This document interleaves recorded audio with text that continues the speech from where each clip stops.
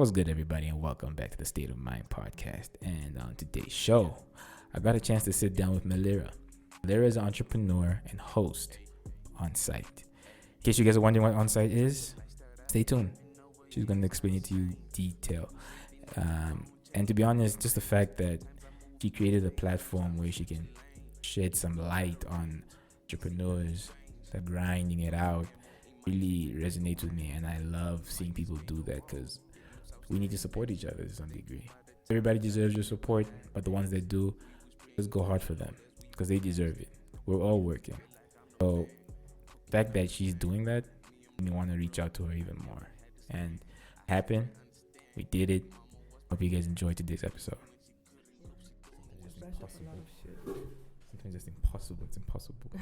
Anyways, what's up, everybody? Welcome back to the State of Mind podcast. And today, I'm joined by a entrepreneur host of On Site. I'll let her tell you exactly what it's all about. But thank you so much for coming, Milira. God damn it, I almost fucked it up again. It's fine, no stress. Yeah, no, thank you so much for being here. Thank you for having me. Always. I was excited. No. Yeah, no, for real. Because for the first time, you're on the other side. Because you're used to. Because I'm usually the one that's asking the questions. Easy. But yeah, I'm Milira. Yeah. My name means I shine like a pearl. Ooh, shine like a pearl. Yeah, From what language is that? I don't know. Hey, it's apparently French, and then but it's I think my dad named me after, because my dad likes music. Mm-hmm. So he named me after an American artist. Mm-hmm. So yeah. Wow. Well. So, but anyways, On Site is a show where we talk to young entrepreneurs about their journey. Purpose is just to promote, network, and explore their lives and stuff like that. But everyone at this stage, all young people are getting into something, trying to make their own money. I think that sort of the government has failed, to take care of the youth. Yeah. And so this is us adapting. This is us, doing what we can to get by or to make our money. And it's not easy. Running a business is not easy. Not at all. You're out there, let's say you have stock and you're like, oh, I have this, I'm going to make 50K from it. It's not what it is. It's not. It's such a false hope. Not a false hope, but like, damn, it just when reality hits, you're like, oh no. You're like, you need to put in the work. And I remember there's this business guy that I like talking to. He's the owner of Clean Cakes. Okay. And he's just like, if you think it's going to be hard, just know that it's going to be 10 times harder. And just know that, when you talk about taking a step forward and then you have to take 2 steps back, you are taking 15 steps back. But I think the beauty of it is just perseverance and persistence and determination that, I'm going to make this work. Mm-hmm. So, but yeah, it's a pity that this is a lesson that we all had to learn ourselves instead of being taught, like, at school, they're teaching us how to draw grasshoppers and all of that shit. Yeah. This is what you're supposed to be teaching us, damn. But, so I really wanted to share the story. Yeah. And also inspire other young people that are sitting at home, really want to do it, but you just don't know where to start, what to do, so that was the main aim of it. And also, I am going to be a diplomat at some point in my life, and I really wanted to not just create business for the country, but also for individuals. Just like you shouldn't be the owner, or just create business for the government and stuff like that.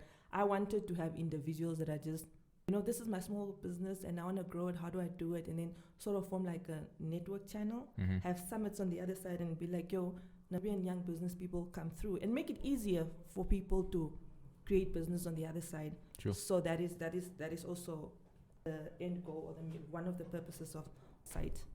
Well, first of all, to that, I had to appreciate what you're doing, man. Like I said, Namibia is such a small place, and we lack support already. First of all, I don't know what it is. Maybe it's something in the air, egos. I don't know, but it's like I think we can get so much further if we just believe in each other and actually help each other. Yeah, which is something that doesn't exist. Which is why I decided to bring you on, because I'm like, so what the fuck? But I think it's not to say egos and what. It's about we just got independence. What now? This is new money to a lot of people. And you know how new money will make you act. Yeah. But now, our parents had to fight to freely walk on the streets and then to have own property. But now, as young people, we can do whatever we want. We have property, we have land, we have jobs. So it's sort of, it has to be built. You just don't wake up one day and it's there. Mm-hmm. So it's sort of, we're building, we're getting there. And I know that, especially I've seen with the younger generation, the ones younger than us, they have big support amongst each other. With us, there's still a lot of pride, and someone just like, she's selling that, I'm not going to support that because I don't fuck with her. But then with the younger people, they put each other on. Like they do? I know the younger kids. I just feel like they're all the same. No. Those ones, they support each other. And I've seen it, especially because at one of my schools, I am sort of like the oldest in the class, and all the others are young kids. They're like 21, 20, 18, and the support they have for each other is really inspiring. These kids really have each other's backs, so that I find amazing. So I think that there's hope in the future, actually. So our era is a problem, actually. Yeah, our era is a big problem. Because I even look at it from the music industry, even that aspect. Mm-hmm. I don't expect people to be friends, like I said, but I do expect you guys to have some mutual respect for each other, because respect is what's gonna build relationships at the end of the day. Yeah. So I look at it, I'm like, okay, guys, I understand your personal beefs or whatever, but I feel like if you guys had to put that shit to the side, a lot could happen. But what is the beef, and where's the beef coming from? That's what I'm saying. You just feel like the other person's music is not good enough? Or? Probably. The ones I've spoken to, they're kind of...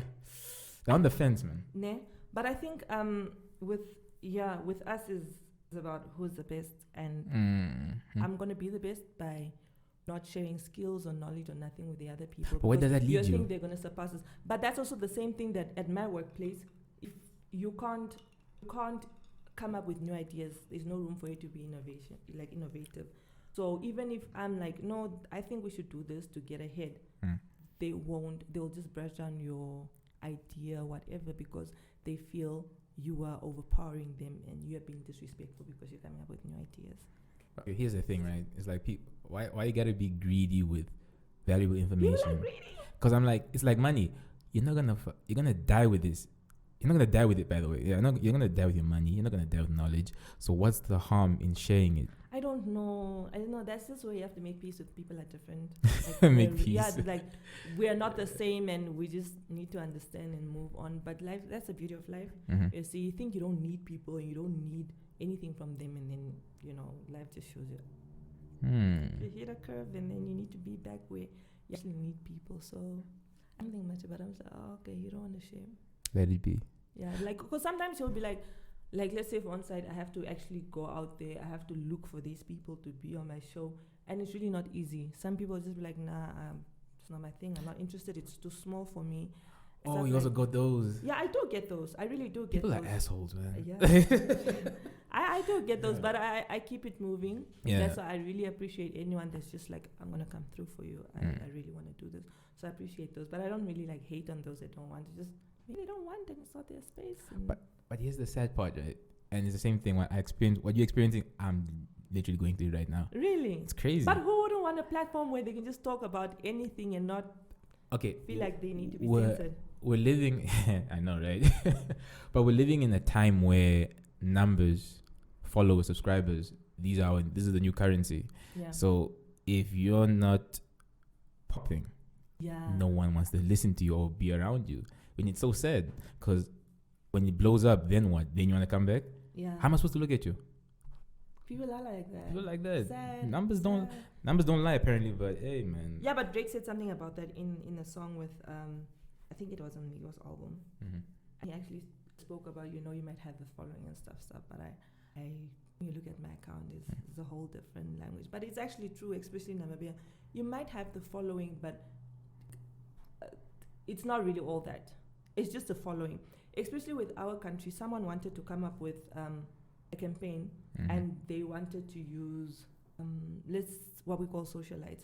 And then I'm like, yeah, it is a great idea. People will see your product. People won't really buy into it. I've seen a lot of companies like, we're going to use it. Namibians really work with word of mouth. Like, if I see that you are buying it, like if I see that John from my class is buying that, I am going to buy it. But because a lot of the people in our country do not have money. We don't have money like that.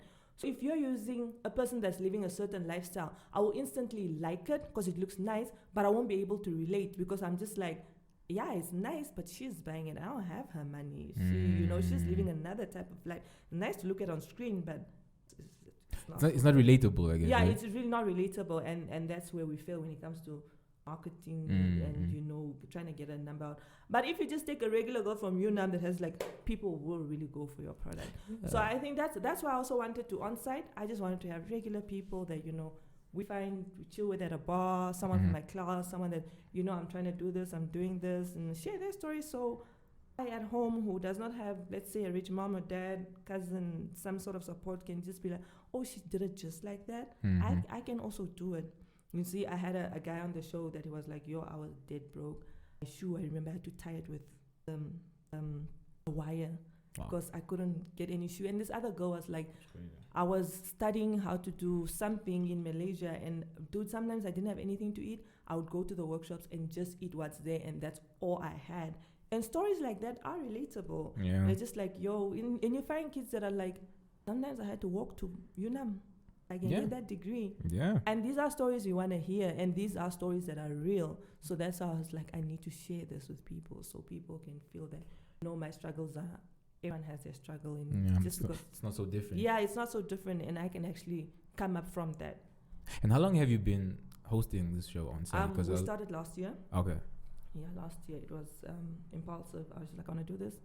Thank God I have a great support system because they also just instantly jumped on the boat. And so, yeah, we're here. We're trying to build it, be able to do this, have him. And it's not easy. No, it's not. But you've had some interesting people so far. I've seen, like Cleo, the guy from... I love Cleo. He's a cool guy. I met him. Yeah, nasty. Yeah, no. I honestly, I don't like saying this, but he's really one of my absolute favorites. I like listening to him. He's a smart guy, man. He's really smart, and he has a plan, and he's also just a very calm soul. He's very cool. Yeah. So it was nice having him on the show, sharing his story, listening to him. So yeah, that was pretty cool. And also, was it Lily? Yeah, Lily is also just one of those ladies who's like, yeah. It was kind of like straying away from the norm. Like it's really interesting because a lot of people are actually into it. Yeah. Because I'm like, disturb the peace. Let them know you're doing something different. She's amazing, and the fact that she's persistent and she's like, I'm gonna make this work, and this is all I want, and this is all I'm doing. I don't want anything else. We're gonna do this, and I'm gonna grow my brand, and it's really cute. It's and it's also nice to have different personalities, so you don't just think that. Sometimes people think you need to be a hard ass to get things done in life. And she's not a hard ass. She's a very nice person. She's kind, even though she speaks. And for her, that is amazing. That is nice. People, we need more kind people in the world. This is a very crazy world we live in. I met her like years ago. Who would have thought she was gonna have her own cosmetic brand and the whole fitness thing? I was like, oh wow, good for you. She's about turning what you love into. Like you're turning your passion and using your passion to make money. Yeah, that is love what you do. Yeah. Do what you love. Yeah, that is something we should all learn from. And just trying to capitalize off what you love doing. I like talking, so I can capitalize off that. This is a win-win for you, man? Believe me, it's gonna pay off. So how do you go about like screening your guests? Because for me, I don't know if you're like me, if you're spontaneous. Because for me, it's a matter of if I find you interesting. I don't care about followers. I don't care what you do, but just based off who you are as a character, at least what you portray on social media is like, okay, I think she's. I think I would also like history, on some sort of history, because you need to tell us, about your downfall as well, because they say you need a few years in order for you to actually really start making money off your business. Yeah, like 3-4 years. I'm not discriminating. I can't take someone that just like started my business in January, so you actually have a story to tell. Like, I need you to tell, like, when we started off, we were in the garage, and what in the year after, and all of that. It actually makes it, because what if I have you in the show and you've just 6 months, and businesses do fail every day, just 6 months into an interview, and tomorrow you're just like, I ain't doing that shit no more. I'm not into business anymore. Do you get it? Okay. So there has to be a track record at least. Yeah. Just to see, okay, yes. Cool. Now that makes sense. I mean, the stories of entrepreneurs, at least the ones I hear, the favorite ones are the ones of failure, because that's what builds character, So it's like hearing, like, okay, like you said, I started from a garage. I mean, didn't Amazon start in the garage or something, like a small office? I think. Yeah. Selling books. Just imagine the way it is now. But business, the stories you hear, it's crazy. Like my partner Shakil is always talking about how Red Bull started. They didn't go out advertising what. They just open cans and empty them and put them in dustbins at the club, and then everyone was like, damn, this drink must be popular because it's everywhere. And then people eventually what? started. What Yeah, did that they is do? amazing. Wait, That is amazing. He told me that story. I was like, that is amazing. So they open these cans. They open these cans empty and you throw them in dustbins and wherever people are chilling. My And yeah, it's like, this is a drink. Let me try it. And that is smart. That is smart. That is amazing. That's smart, but fucking ridiculous. Who does that? They did that. Oh my because God. people know, I think there are two things that you need to also learn when you want to get into business is having great customer service. Yeah. Some people are just horrible. Lacking. And also study human behavior. You need to understand what people like, what drives them, especially in your country. Because I think in Namibia the problem we have is we constantly copy and paste from what we see abroad. True. And that's where we fail. So you need to study your market, understand how they move and all of that, and then you can see what strategies you can form around that. So Red Bull they know people like, if they see something, they will be on that. So them doing this is just, I also want that drink. Why is it that's everywhere? So people just got onto it. But I don't know if that's deceptive marketing. Technically it is, but it worked. It worked. It worked for them. We're all drinking Red Bull. I remember I used to drink Red Bull a lot. I think in varsity, first year of poly. And then someone said there was like bull sperm in it. I really stopped drinking Red Bull for the longest time. I knew it was ridiculous, but I was just like... to be honest, right? There's so many things out there in the world that have some really fucked up ingredients. Yeah. It's just... But I really don't want to be drinking bull sperm. That shit put me off. It really put me off. I had to go Google it, dude. Really? Like for a while, I was just like, no, I can't. I'm not gonna drink this. I'm not gonna drink it. For me, I just had to stop drinking it because, first year, second year, it was like exam studying. It was too much until I got to a point where I was sleeping. I attempted to sleep, and my heart was racing, and my chest began to clench, and I'm like, I feel like I'm gonna die, yo. So I literally left the door open. So I'm like, if anyone has to find me, they will find me on time. Because I was really I was tripping. I didn't know what was gonna happen. But I really didn't. I think I moved to BioPlus now. Yeah, is that better? No, it's not better. It's like a little strong in that little sachet. It's very strong. But my life is crazy, man. I wake up like 5. I'm up. Sometimes I go to bed at 3. Assignments, school, trying to plan. Because I decided that in my 20s I'm gonna put in every single penny, every single thing in myself just to build what I need to do, because my 20s are for fighting so I can have sort of like a more comfortable future where I don't really need to struggle. I just have it more smooth sailing. So everything in me, I'm putting it into what I need to do to build so I can become the person that I want to become. Yeah, you're sacrificing your 20s for a comfortable life. Yeah, because people are like, hey, this time is a lie. There's really not enough time. It really doesn't. Because even if you're like, okay, fine, I'm not going to get my degree. I'm going to wait until I'm 52 and I'm going to get my degree. And then you have to find a job. Then they'll be like, okay, you have this degree, but where's the experience? And also you're 32 and you only have a degree and you're meant to employ you. But you are 30, you probably have responsibilities. You have a wife, you have kids, meaning you require a bigger salary. But I'll just rather hire someone that's 24 with the same degree to get it. It's cheaper for me too. That's true. That's so sad, man. That's life. Tell me about it. So, you say your life is crazy, right? My life is crazy. How do you find balance? Crazy. Because there are two things here. I want to know how you find stability, how you find calmness in all this hectic life of yours. And then second, who is Milira? Like, what do you get up to? Because I know you're a host of Onsite. You're working, you're studying again. But how do you find this balance? Like, who are you? Like, what do you do? I don't have a balance. No. I won't lie to you. Right now, I don't. And I don't mind because that's a price I have to pay. So I'm a mother of a 4-year-old who obviously also requires a lot of my time, attention, love, and all of that. And he knows that I work hard because when I leave the house, he's like, "Mommy, please don't work too hard. Nah, I love you so much and take care of yourself." He actually understands what's going on. My son is smart as well. Oh, that's crazy. Like me. But anyways, I there's no calmness, no balance. I don't like for the past 4 years, I have not taken December off. I have not really Wow. taken leave. I just, when I need to attend something, I'll attend it. But it's really just been books and work and trying to build, because I'm doing a master's in international relations. I'm doing a diploma in television production. I'm doing a certificate in local government studies. And then it's my brand that I also need to, Yeah, you focus like this on year, I that. really didn't even do much. I just had to put something out so the brand doesn't die. Someone's like, no, we want more jerseys. So it's like, honestly, guys, I just did this to know that, like, yeah, we're still alive and we'll be back next year. Hopefully, I have enough money to finance, the brand. But as I sacrifice a lot, man. I'm quite ambitious, man. So I feel like determination, hard work. If you really want to survive, you really want to make it, you need to put in whatever and everything you have. Yeah. Someone's like, you need to work 99% more than the average person, and that is really not a joke. You really need to put in the work. And I think I undermined it. I really undermined it. I thought, no, I just go to school, get my degree, and I'm fine. And life should be other things.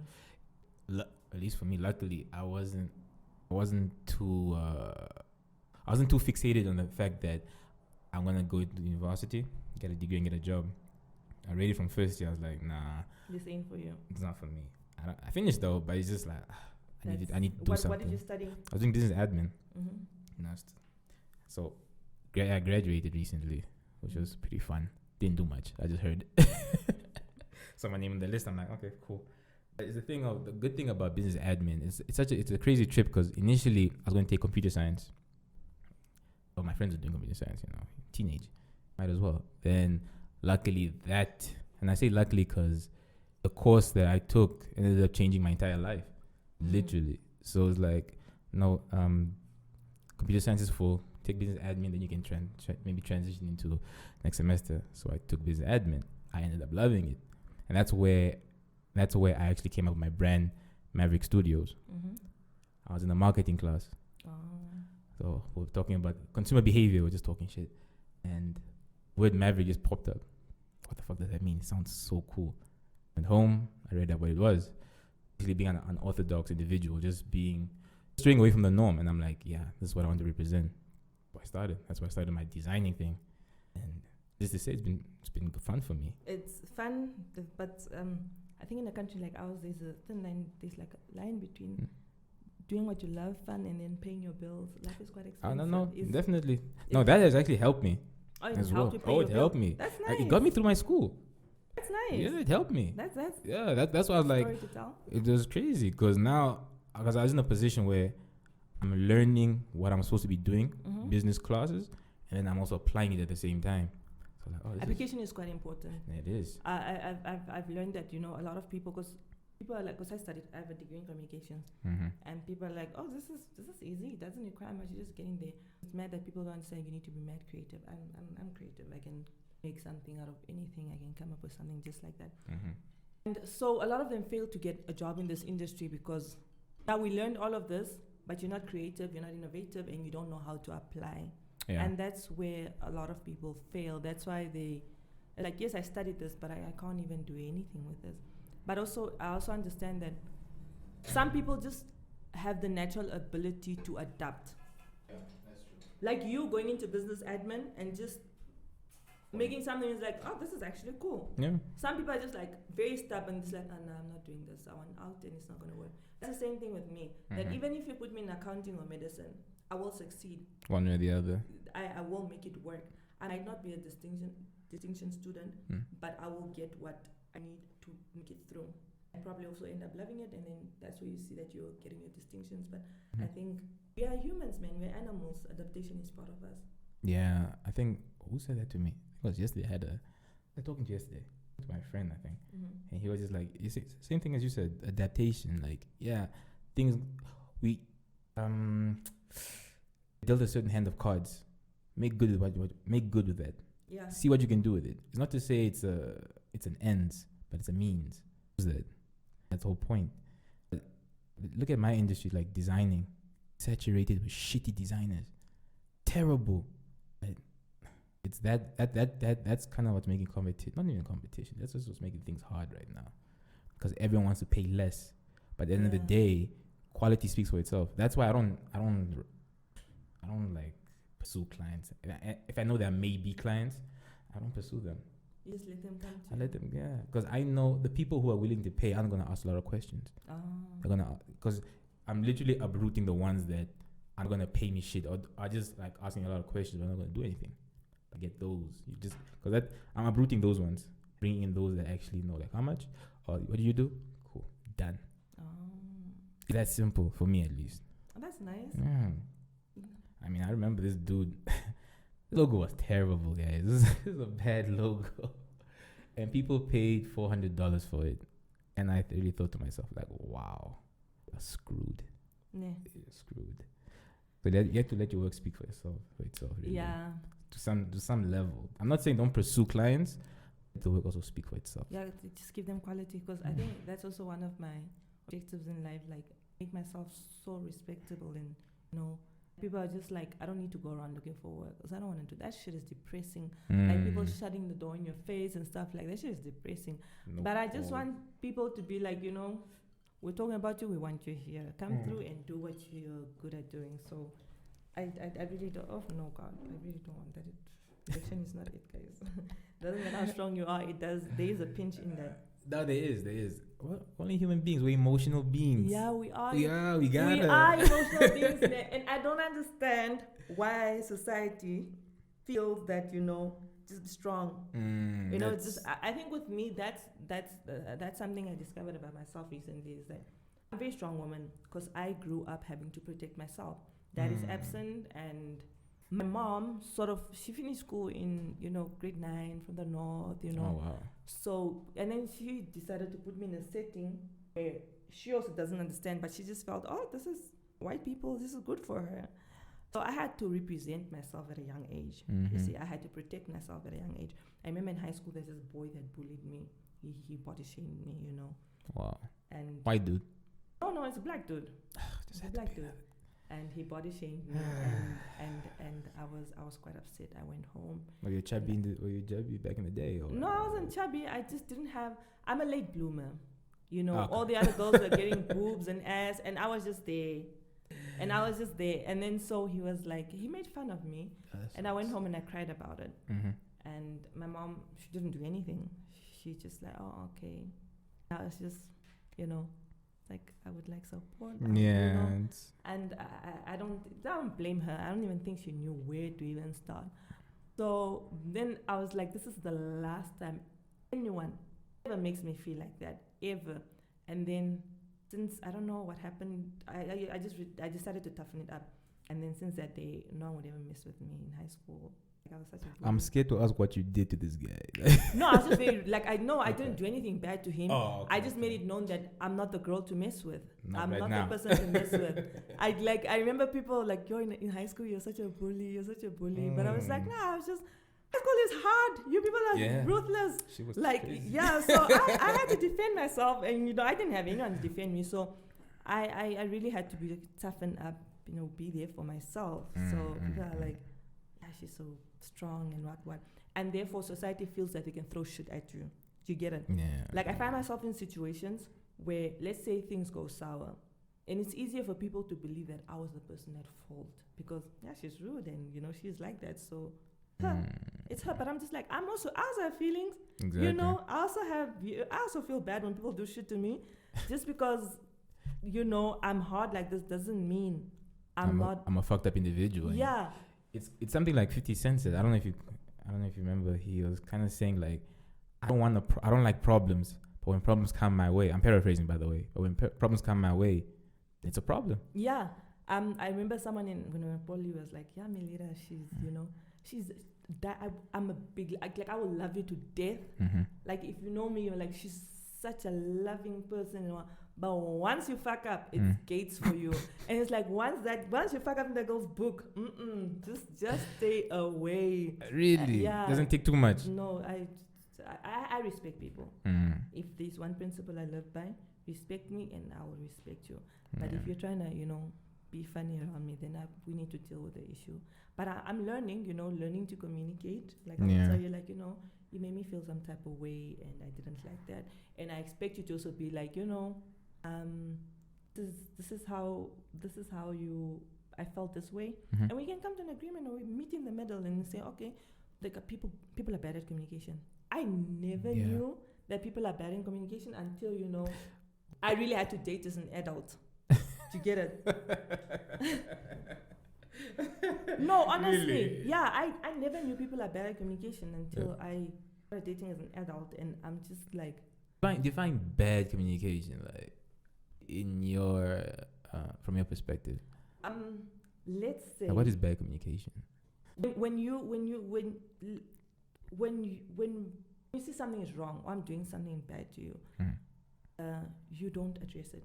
No. Okay. You don't come to me and talk to me about it. And also in terms of, you know, let's say we decide to start seeing each other. You tell me what you expect from me, and I tell you what I expect from you. And from there we can see if this is going to work or not. But sometimes I just sit there and I'm like, I like money. And you just think I like money. But it's not really even about the money. I think it's about just, I like money. Everyone likes money. But it's really not about that. You really didn't understand me. What is it that I like really? What type of person am I? What ticks me off? Because I remember seeing a guy and his communication was pretty off. And he said, I'm bad at communication. And I had to sit him down and be like, why did you do this? What was the purpose of it? Sometimes some people do things not with bad intentions. They just do things because they think maybe it's okay. So I need to come there and tell you that it's really not okay, you know? I don't like it when you do it. Sometimes you come to me saying that I used to date a Sylvia, and Sylvia was okay with it. But I'm not Sylvia, and I'm not okay with that. Do you get it? Communication is just basically me telling you how I like things to be done, me communicating my love language to you, even if it's not in the bedroom, even if it's just as my friend.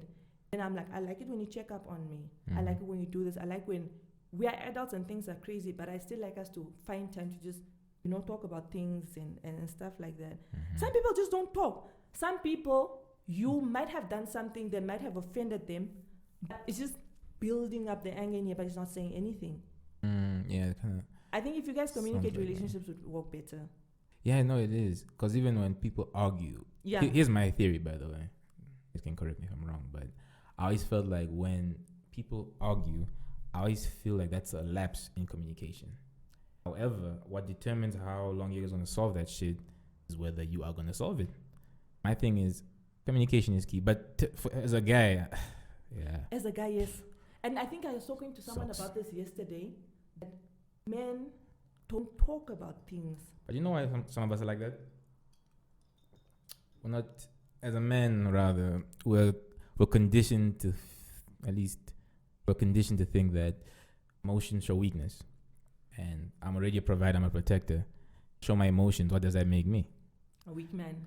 I also don't. I used which to is totally stupid, but I also didn't like a man that shows emotions because I'm a strong woman. I was like, why are you crying, bro? Like, oh, you're one of those. It's like man up, bro, grow some balls, fuck. Oh shit. But it's actually sad because I think they also want to express themselves. Yeah, we do. And sometimes you just want to say that I don't like that. Sometimes you just want to be like, I don't have money to give you. And now you're pressured to provide. And I in as much as I love money, I won't put you under pressure to constantly provide, you know. I won't be out here and be like, I'm 29 and he's 29, he must buy me a range. You're dating Bill Gates, son, what's wrong with you? Calm down. Or he's providing for himself and at home because of black text. And I'm out here pulling every little cent from your pocket. Let's be reasonable. We're all trying to make something. A little here and there. I remember I would tell after varsity, dating my second boyfriend, and I was working and he started working and gave me $50 and I was so happy, and he just didn't understand that it's just the $50. Like, no, there's a little effort, you know. A little thought. Yeah, but communication is key, guys. It's really key. And sometimes if you see that you just talk about things, it really makes everything better. It puts the doubt aside. And also one thing that I want people to understand is that you need to deal with individuals differently. Yeah, we're not all the same. That is what we we take for granted. Like, I have my son, and I think as black parents, our parents raised us like, Matthias from next door is a hard boy, blah, blah, blah, blah. I also need to be hard on my boy. I need to be a certain way, and it's quite unfair because maybe your son is sensitive, see, or your son requires more. Some kids tough love works for them, but other people it doesn't. It scars them. What do you think about? Because I think there's a thin line between abuse and discipline. There is a very thin line. Okay, but which one are you leaning more towards? Because I feel like discipline. It's not abuse. Because here's my example. Look, if my kid is having fun and beat him senseless, you got problems. That's just abuse. Or just he breaks a glass in the house. Yeah. And you beat the hell out of him. Are you mad? Like, come on, man. Like he's a kid. We allow accidents. We break stuff as adults, but you want to be so hard on this poor little guy for breaking a glass. So that's that line. And then there's where he disrespects someone and I discipline him. Then they're like, oh, no, but you can't do that. It's abuse. I'm like, no. Teaching him a lesson that what you did there was wrong and the consequences. But also, you need to.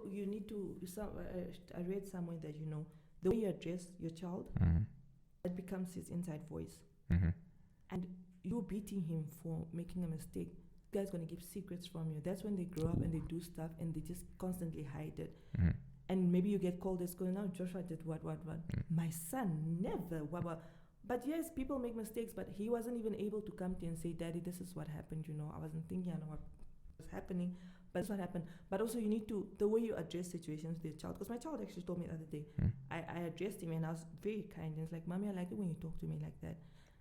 Yeah, because this becomes his inside voice, and whatever he has to deal with in the future always has a harsh approach towards everything, because this is what he knows, this is what he's accustomed to.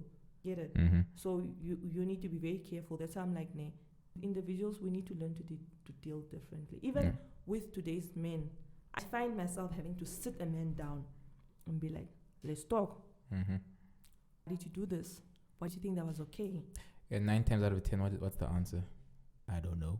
Sometimes, but sometimes they do tell you. They do, yeah? Yeah. Because the thing if is, if you come to them calmly and like, this is what you did and I didn't like it, they will actually tell you that, okay, I didn't think, and I didn't think that way, and I didn't think we're at that place, and, and stuff like that. And then you guys come to a solid solution on things. So it's really just sit them down and talk to people, bro. Yeah. Because my nephew, I don't necessarily beat him. Just talk to him in a calm manner. I realize if you talk to them like a grown person, to some degree, they also be like, oh, okay, he kind of looks at me as an adult, so I treat myself like an adult. But also you need to be woke because these kids are smart. Internet. These kids are very smart, and you're just like, yo, did you just say that? For real. Yeah. But it's refreshing. Because I'm practicing. Being a parent. I'm done with kids. One is enough? One is if I had known what I know today, I probably would have I wouldn't have any kids. Tell me, motherhood, because you raised a 4-year-old, still raising a 4-year-old. How was that process, especially being a Black Namibian woman? Black single mother. Single mother. Yeah. Wow. It's difficult. I won't lie to you guys, and I think people just look at it as financial aspect of things. It's a lot more than that, yeah. It's mentally it's very expensive. I need to discipline this child. I need to make sure that he's surrounded by right people. He's in the right environment. I need to make sure that this person is healthy. I need to make sure that it's difficult, and I think people. Just put the mic closer. It's very difficult, and I think people don't see that. They're just like, your mother, and all you have to do is buy food and buy nappies. But I also need to teach this child how to count your alphabet, what is appropriate, what is accepted in society, what do you call it? Behavior, like how he has to interact with other people. It's really not, and especially the fact that I have to raise a young Black man. That is another battle in itself, because I think our parents sort of spoiled Black men. What do you mean? Honestly, the men I've been around, they don't have to do much. For example, let's talk about I had a family member, and this person lost their mother or their grandmother. And the person was like, no, you come take care of the child. This child has a direct relative. I'm like far. And then the person's like, no, I can't take care of the child because I have to take care of, build myself. You know, I want to make something of myself. I'm just like, what about me? Yeah. I'm a single mother. I have a child. I also want to build myself. Why is it? And my mom thought it was okay. A black woman, your purpose is to take care of that black people do. Women are but it's expensive. It's mentally expensive because now when I go to bed as mothers, we actually see I have to look at if this person is breathing properly. Shit. I have to wake up in the middle of the night to cover this person because he keeps kicking the blanket off. And now you're giving me 2 kids. I'm still trying to figure my shit out. And now when I have a $50, you're taking the 50 away from my child. And I have to share it amongst 2 kids. Which is sort of unfair to my child because this is my mom alone.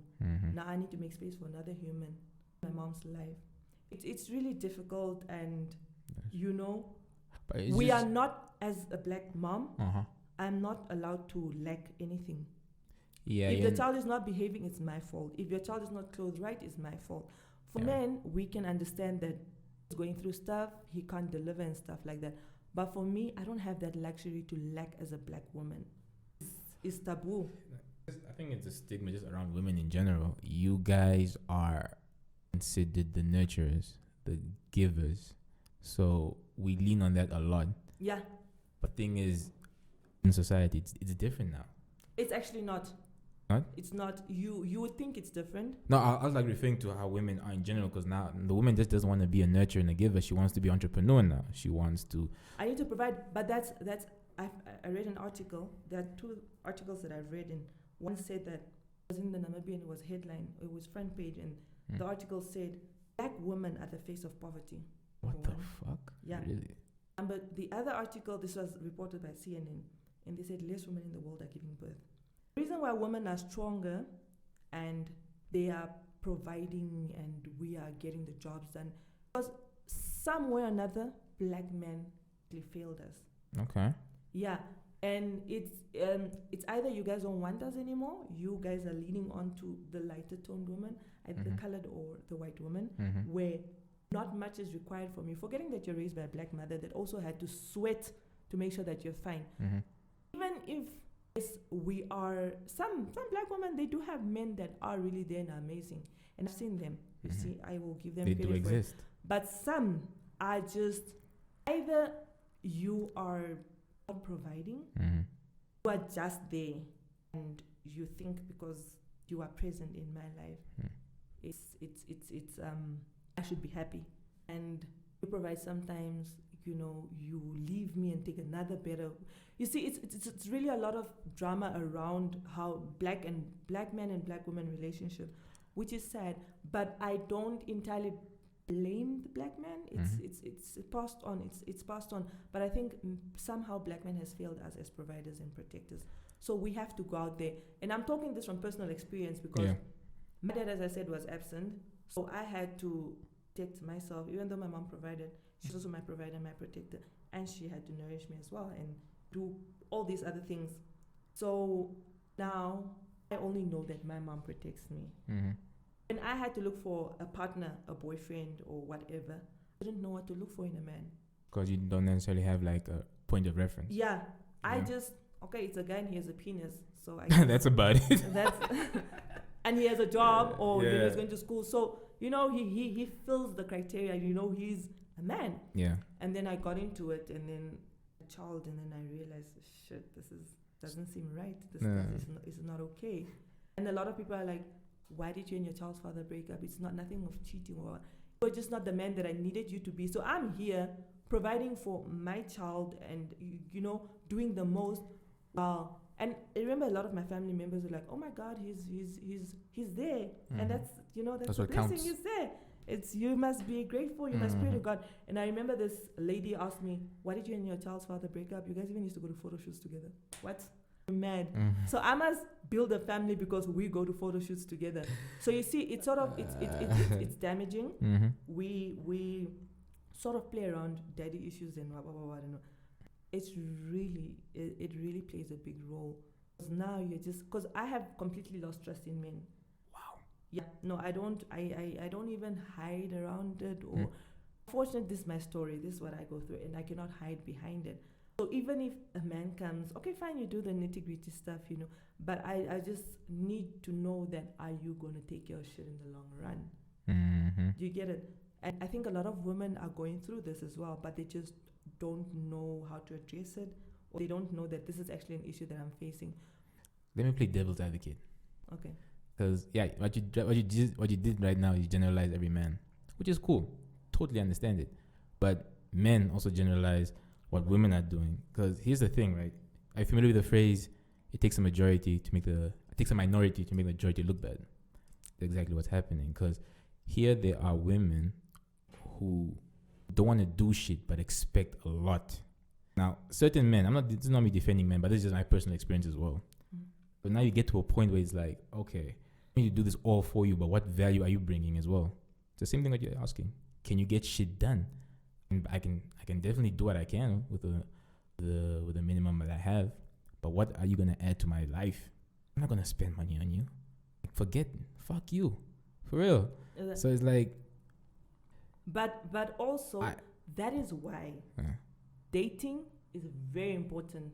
Yeah, test the waters, guys. Look, yeah, and people are out here saying that, no, you're just a hoe, because I'm seeing people.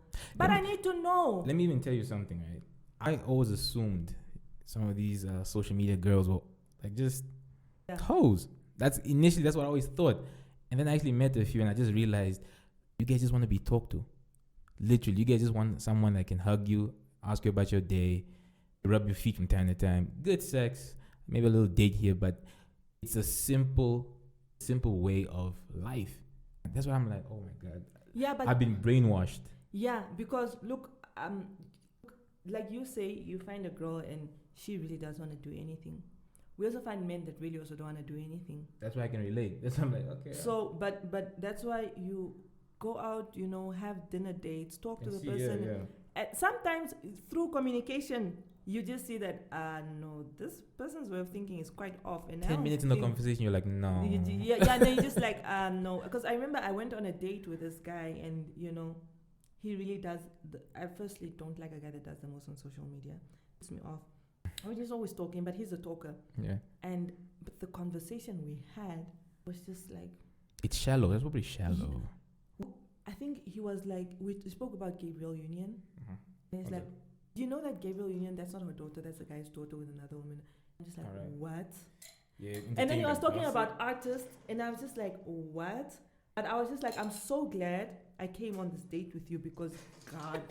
I filtered out the bullshit. Because what is this? And there are really some men, you're just like, some people, not just men, even just some women, you're just like, wow, this is how you think? Yeah.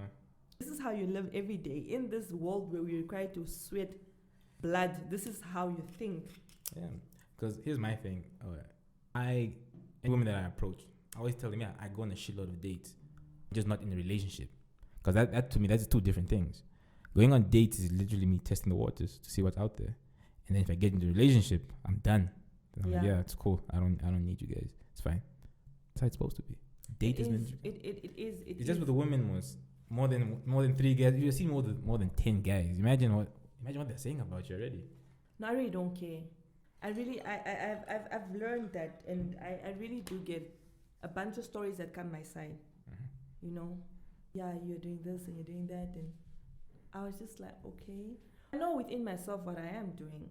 And the people that do matter, because stories really just come from irrelevant people. Yeah. I've learned that. So even if I do go on multiple dates and I do talk to a bunch of dudes, yes, I should. Because if I have to spend the rest of my life with a man, I need to make sure that he's worth it.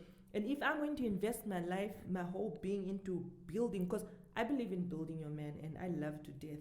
Mm-hmm. So, and I'm out there, I'm talking about, let's say, when we get married, I want to buy my husband a baki. What? That's how rich I want to be. So if I have to now put up with just any Tom, Dick, Harry because it's a man, it's really not going to work. Because I really get uncomfortable in situations, and I need to, if I'm uncomfortable, I need to leave. That's why my spirit animal is a snake. The snake sheds when it needs to grow. So with me, when I need to grow, I will shed what needs to be shed for me to move on. Whatever I need to get rid of, I'll get rid of it. If I see that it's hindering my progress, then it needs to go. It's funny. Normally when people refer to snakes, it's usually negative, but that was interesting. No. That's a good one. I like that. That is, and I also like how it moves in silence. Because you will see a snake and you'll think it's dangerous and toxic and whatever. Because that's the persona people have of me. She's a toxic, wild head, whatever. And I would actually feed off that. I'm like, no, I'm actually a toxic woman. I'm a toxic woman. This guy was saying, he was asking me, what is the most toxic shit you have ever done? I didn't have an answer. I really didn't have an answer. So he called you out and you didn't have he called me out and I didn't have an answer. And I was just like, I will blow up your phone. Like, I will blow up your phone, you don't have to. But that's about it. And then I've heard about girls that she broke his car windows, broke the screen, broke things. And I'm just like, damn, you people are living lives. And I'm really not as toxic as, people make it seem. But I really, I move. I make the moves that I need to.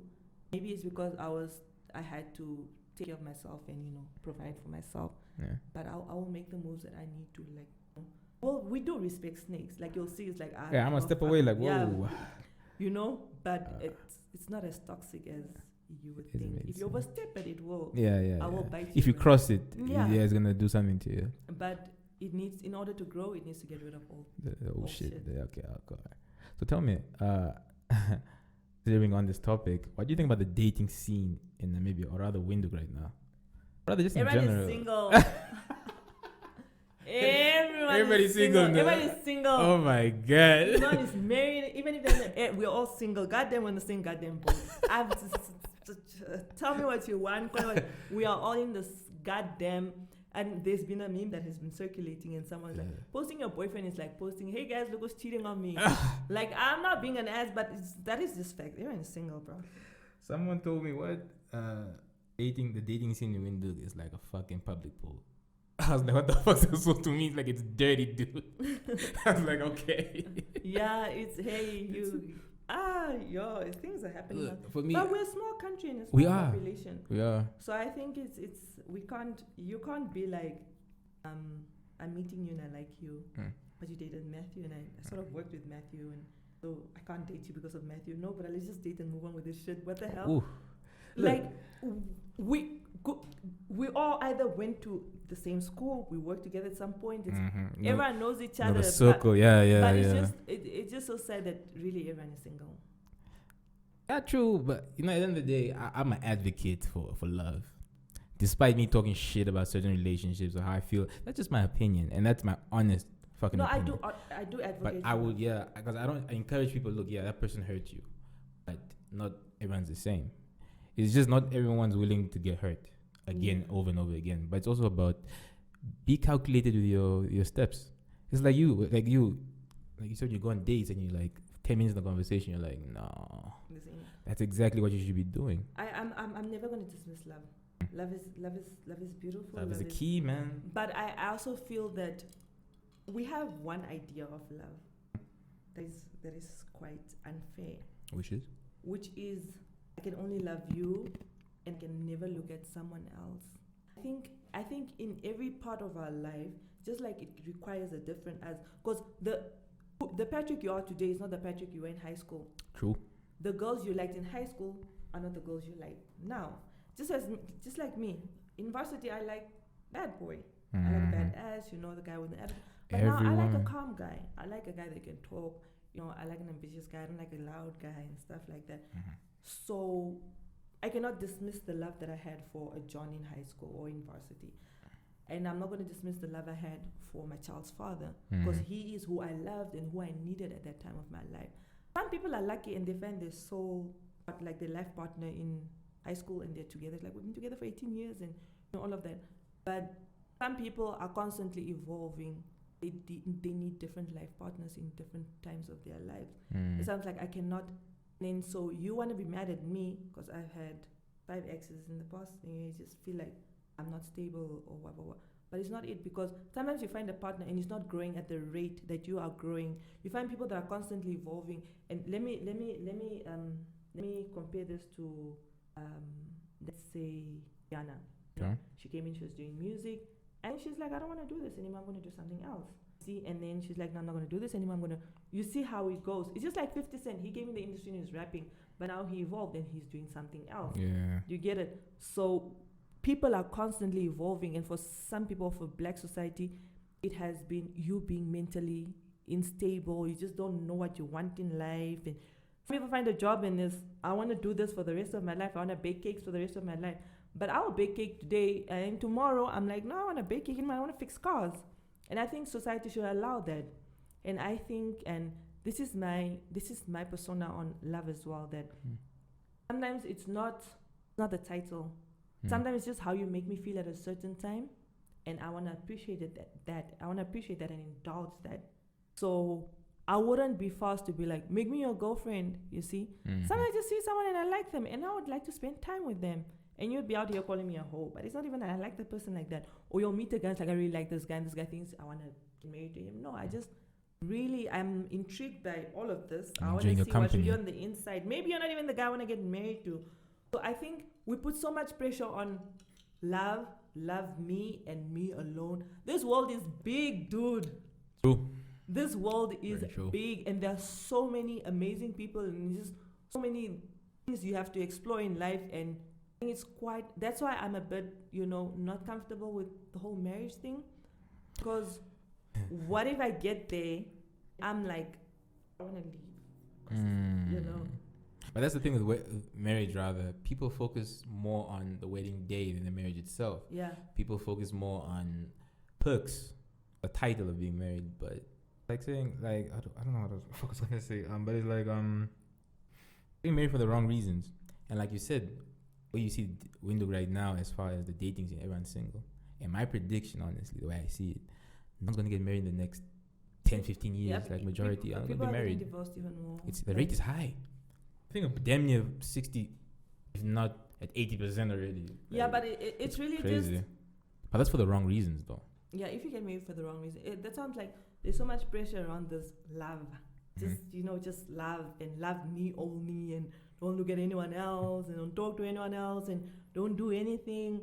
Like if you're my guy and you're solid towards me, then that's all that counts, man. That's all that counts. You respect me, you act right, But it's just really tricky, man. It's really tricky. But I think we should be allowed to love the way we want to love. Yeah. And that's why you guys should communicate and have an honest conversation in the beginning of the relationship. That's why, you know what I think? Here's my personal assumption. Honeymoon phase is total bullshit, guys. Because that's the time, that's the 6 months or 4 months, whatever, where you're going to spend time lying your ass off, proving that you're perfect. Whatever the case may be. After 3 months, you can't lie anymore. Your true colors are showing. I'm like, yo, show your true colors from the get-go. Let this person know. I also wouldn't show you my true colors from the get-go. Are you mad? I'm trying to win you over. I'm just gonna be like, you're gonna be like, okay, no, I was like, no, I'm not crazy. I won't blow up your phone. And then it's in the beginning, and then you're gonna be like, hi, I'm going out with the boys. And you've been going out with the boys. I'm just like, nah, it's cool. I was like, fuck this thing. And once it's like a year, I'll be like, you are mad. I'm going out with you and your boys. But because I'm trying to win you over. And it's human nature, man. Yeah, I'm trying to win you over. Why would I just be a mess from the get-go? Are you mad? Not necessarily be a mess, but show what you're getting into. No, I'm trying to lose my package here. Like, if I'm the type of guy, like, I take a shit with the door open. Can you handle that? No. She's gonna be like, no, man. No, but also, sometimes you do come in, and then at the beginning you sort of, like you said, tell me what it is from the get-go. And you'll tell me, and I'll just be like, nah, I'm cool with that. Okay. Because I want you to think, I don't want to lose this. So reverse psychology. And then we get there. It's like when you have sex with someone, like friends with benefits, and sometimes people are like, this is what it is. And you get there, and then someone's always trying to make the other one fall in love, or getting mad because things don't go their way. Yeah, that's true. Someone is gonna catch feelings. You just never know who. Emotional beings. True. Number one. So we can't be fucking on a constant and you think I'm not gonna catch some sort of feeling. I think you're not fucking a robot. Please, man. I was watching this documentary. These documentaries on Netflix about sex and love in certain cities and stuff like that. And also talking about Tinder. Have you been on Tinder before? No. No? Yeah, I had one a while back. I don't know if it's... I think I should delete that shit. But it's just like so desensitized by, especially like men, options apparently that we have. There's so many women. We're just swiping right. To a point you're just like, it's never enough. That's the thing. That's something we don't understand. It's never enough. You're not gonna fuck the most girls in the world. You're not gonna date. Like, it's a lot. Women that outrank guys, what, maybe 10 to 1 in the world, probably, if not more. It's like, yo, when is it enough? It's really never gonna be enough. I think when exactly. If someone even posted on social media, I think one of those rappers said, "Please, if you're a rapper, there's always gonna be a bad bitch, and you just need to decide that it's enough." But how? How do you decide that it's enough? When you actually decide to man the fuck up, actually look at what this lady's bringing to you, what value she's bringing to your life also. So if I don't want that, then it doesn't make me man enough? If you don't know, no, I'm just saying in general, like, because people have, a lot of dudes feel like, no, it's society's fault. We also need to fucking look at ourselves and be like, hey, man. But I honestly do respect a man that's like me. Honestly, life is nice. Women are nice. Yeah. I don't want to commit. No, that I don't judge. I'm just saying that instead of you putting me in some sort of marriage, and I'm here being committed to you while you are running the streets. Yeah. Because I see a lot of people, they get married and then tomorrow they're right back in your inbox. See, that's the thing. So why are you giving false hope? Like, if you know your intention is just to fuck her, just make that clear to some degree. Because now you are literally leading this person on at the end of the day. And look, I've done it before. I've done it way too many times to even count. But I'm also like, it's enough now. At least for now. At least for right now, I have other priorities. It's the podcast. It's my business ventures. I'm cool. But I know for a fact, like, the right one has to come along, I'm going to take her on. But at the end of the day, the ones that come in between, I'm going to play. But I was going to let my intentions clear, like, yeah, I don't see this it's going to be a thing. I think so. Sometimes you'll think it's not a thing and it turns into a thing. That's the beauty of it. Life is a trip. So when it happens to me, I'll be like, oh, okay. Then it happens. Then it happens. But I'm not necessarily pursuing it, but I would love it. I would love to have it. But I'm not actively pursuing it. But I think people should be allowed to live the way they want to live. Please, man. Just because you're married, don't force your friends to get married. Just because you're in a relationship, don't mean that's low. Let me be the single friend, okay? Yeah. Let me be that guy. I enjoy. I'm that friend. Oh, you're the single friend. I'm the single friend. And people are like, when there are parties and stuff, and they're like, yeah, you should bring your friends, man, because you party hard and you live life. I'm like, all my friends are like this. I'm the miss one. Yeah, I'm the only one, right? I'm the miss amongst my friends, so you'll be very disappointed because we'll be chilling and then you'll just see people walking off going to talk to their boyfriends, and then you're just like, you brought us the wrong package, bro. Told you. I told you guys, but I'm embracing it. I think since I started dating, I've never been single. I've always been in a relationship. I've always been someone's girlfriend. So now, right now you're in a relationship right now? No. Oh, you decided now? Fuck that. I'm single for 2 years now. So I'm just like, years. No, that's crazy. Like, I want to see life is nice, and there are nice men out there. And I would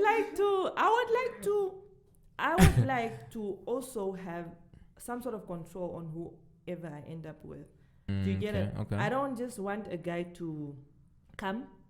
He feels you're worth making my person. I'm gonna take you.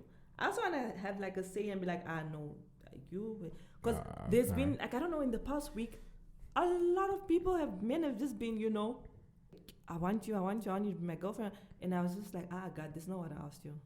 This is not what I want. This is not what I asked you. The flock that's coming is not working. Yeah, is not any of them. So I actually wanna be part of making the choice that, you like me, I also like you, so let's see where it's going, and not just he asked me to be his girlfriend, and I said yes.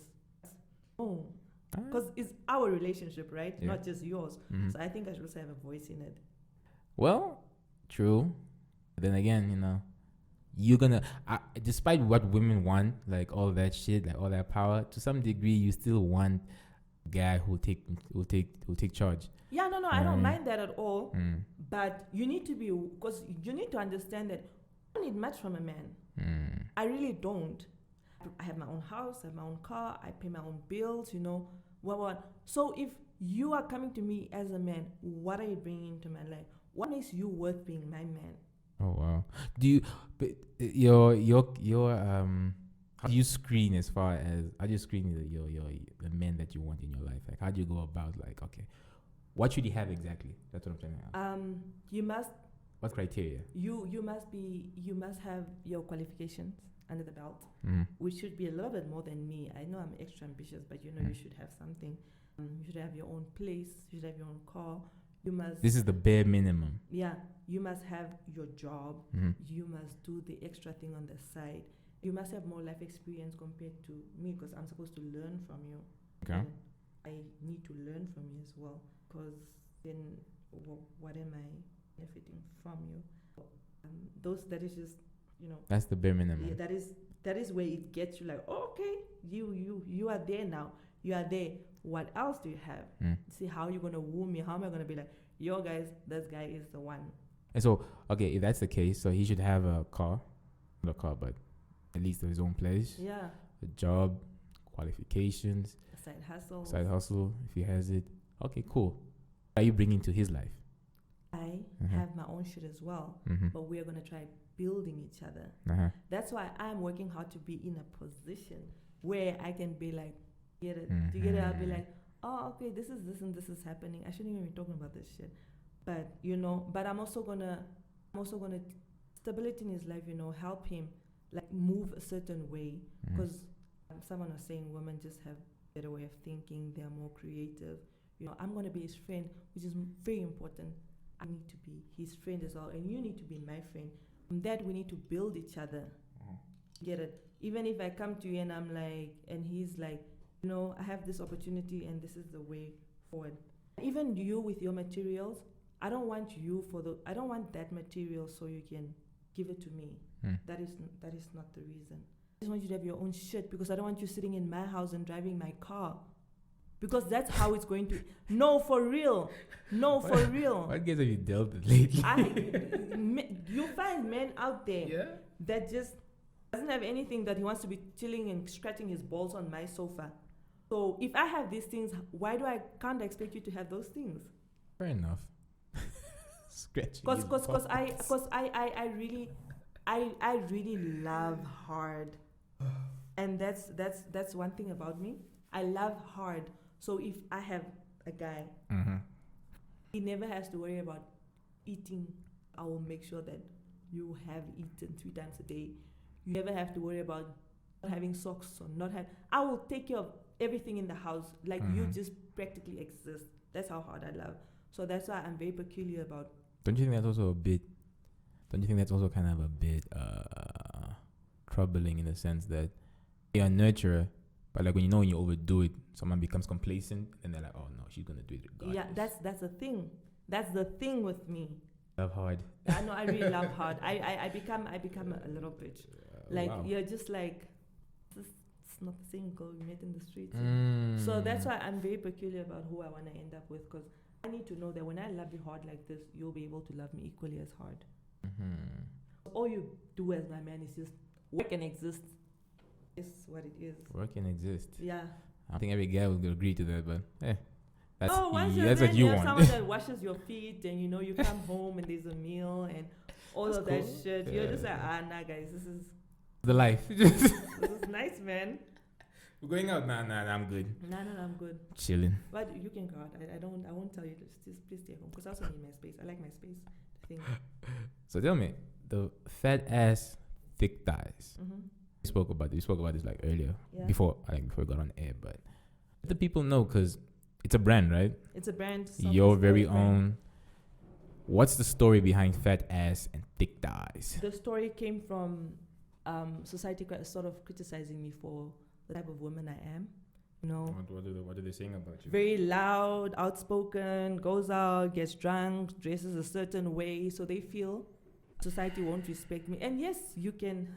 A lot of guys are just like, that's not a decent person. That's not a wife. That's not someone you can take home and stuff like that. So, even when people learn about what it is I do, they're just like, wow, but I can't take you seriously because you dress like this and you wow like this, and someone is like, you're a drunkard and you're just a hoe. I know who you've been sleeping with. I'm like, dude, damn. How is it that people are keeping tabs on what I do with my life? And how are you concerned? But it was just me being like, I'm here. I have a fat ass, I have my thick thighs, but I like to live life. Mm-hmm. And also very sexual because I'm a sexual being. Like, I will tell you that, Are you a Scorpio? No, I'm not a Scorpio. I'm an Aries. Huh. Okay. So I will be like, yeah, I like to have sex. I like to, I'll tell my man, bro, it's that time, So you're the venture type? Yeah. I'll tell you, let's do this. And for some people, it's just like, no, it's a taboo. You can't be so open about these things. But I also require you to respect me. Just because I'm sexual, don't come to me and just, please suck my dick. No. Please. I want to have sex when I want to have sex. Mm-hmm. And, just because I'm dressed like this or act like this does not mean that you need to disrespect me. And also, confidence, man. I know if I wear this shirt, you're going to look at me. You're going to be like, I'm looking for the fat ass and thick thighs. And the first thing I saw. Yeah. So even other girls that are self-conscious about, me wearing this shirt, people are like, no, people are going to look at me and what they're going to say. But I'm just like, wear a shirt, bro. Fuck those people. You don't have, all our asses are not the same. It's your ass. And if you think it's fair enough, it's just you being confident enough to tell society to fuck off, basically. That's what the brand, that's where it stems from. Yeah, it's just, do you, man. Live your life. Because when are you're the protagonist of your life. So if you're making other people important, then when is it your story? Here's the sad part. It's never going to be our story or a story to tell because we're too caught up in other people's lives. We're too caught up in social media, especially. Social media is it's a trippy place. It's a rabbit's hole if you don't know what you're doing, what you're getting into. That's why I always tell my friends, I'm also going to tell you, man, be careful what you consume on social media. That's why I unfollow certain things. I'm not afraid. Yeah. I have to because I know this is the things I see on a daily basis on my feed. How it's going to impact me. It's like food. I want to lose weight, but you're fucking eating burgers every day. You know what I mean? So the same concept as social media. Watch what you consume. I think people don't want to look. If I don't like something, like I said, I will shed it. I will not entertain it. Mm-hmm. If I'm on social media and someone makes me feel some type of way or some things are just not for me, then I will gladly unfollow. You get it? Mm-hmm. But I'm not gonna be here. I have a phone, but I'm not gonna have my social media because the trick is, doing something that I don't like. I completely dismiss it. You find people that are just like, I'm just not on social media because I feel bad because I'm not living the life that other people are living. But we need to understand that social media only captures the highlights, the good stuff. It's even if you could capture everything, the frame won't allow you to. So there could be bad things happening all over, but I'm just capturing this and you think it's beautiful. What you don't know is the price I pay for this. Do you get it? So I think you shouldn't get too consumed in social. Live your life, bro. You legit only have one life. We don't know what happens after. So I would just really like to teach women to live your life. Mm-hmm. It's not all roses and rainbows and unicorns and all of that. And you'll be amazed by how many people lie on social media unprovoked. Yeah. Unprovoked, and it's so scary. And you're just like, what? Why? Yeah, and that's eye-opening for me. That's been eye-opening. This is war of the 21st century. Mm-hmm. These are the demons that we are fighting with at night. The price that people have to pay to look nice on social media, it's very sad. It's honestly very, very sad, especially women. Yeah, especially you see, that's why when I look at pages like Namibia's Finest, and I'm just thinking to myself, this is Instagram pages that promote these girls. Yeah. I haven't met all of them, but I've met like a few. I'm like, first of all, you don't look like that. clearly you're doing something. And thirdly, you don't have much of a personality. Some of them, people are really shallow. It's like, what are we getting into? What are we getting into? Filters are amazing. Yeah. What we can do with filters is amazing. I can give myself a 6-pack or beard right now. You can enhance your bum, dude. And I've actually seen girls that enhance. I stand here and I take a picture, and then the wall is a bit curvy. I'm like, but why are you doing that? You don't need to do all of them. And it's actually quite sad. Like, do you know a few personally? Yeah. I know a couple of girls that really do the most, and it's actually quite sad. It's really sad, but don't judge. Maybe that makes you feel nice. You get it? You really can't judge too much, because maybe this is my validation in life. This makes me feel nice. I'm content with this. I'm content with having an audience and doing it for the likes. Here's the thing. I don't know if I was watching a podcast or something like that, but someone else asked the question: what if your life is centered around social media, posting likes, comments? What happens when that shit falls away? Like, who's going to give you that validation that you're seeking? Because clearly you don't have a social life, or rather you just don't know how to communicate with people. So what's going to happen to you? No, man. Have you heard the whole OnlyFans situation? Yeah, I read, but I didn't pay much attention to it. Yeah. But someone was like, I should join OnlyFans. It doesn't even make sense, guys. What the hell am I going to do on OnlyFans? I don't know. I want to be able to do what I want when I want to. Do you get it? Mm-hmm. Not post because I have to serve you guys. But it's just crazy. Even the figures you hear on OnlyFans, but that's they stopped the nudity basically. That's what they did. Yeah, but then that's also reality check for many Namibians, and that's what us young people don't.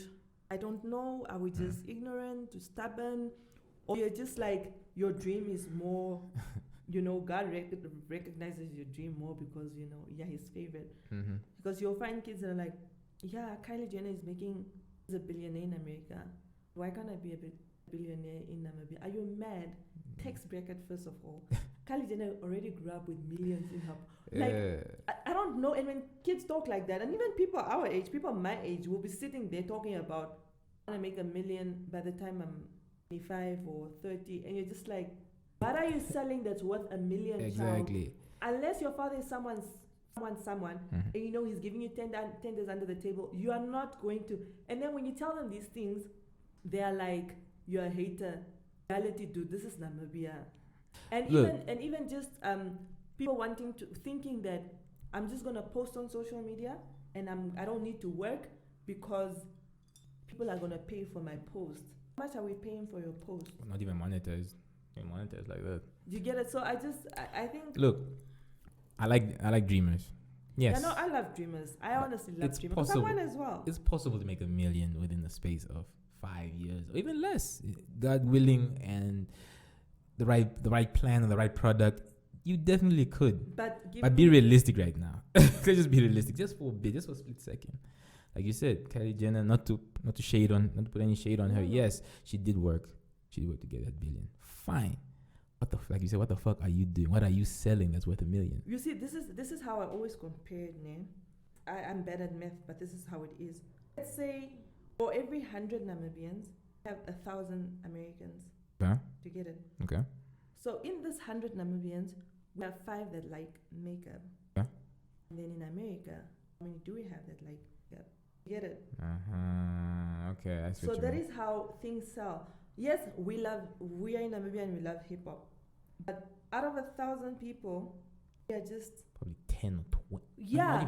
Not even 20. 10. You get it. But then there are also some people in America that don't fuck with hip hop. Mm-hmm. But then there's also a number that might seem small to them, but it's enough to bring in millions that do like hip hop. So that is how it works. So I cannot be here and I'm like, of these sunglasses, Kylie Jenner whoever in America will put this online, and it will sell out within minutes. You see, that's the thing. And then I want to sell shades in Namibia, and I want it to sell out the same. I want us to reach a point where actually stop comparing ourselves with the people. Yes.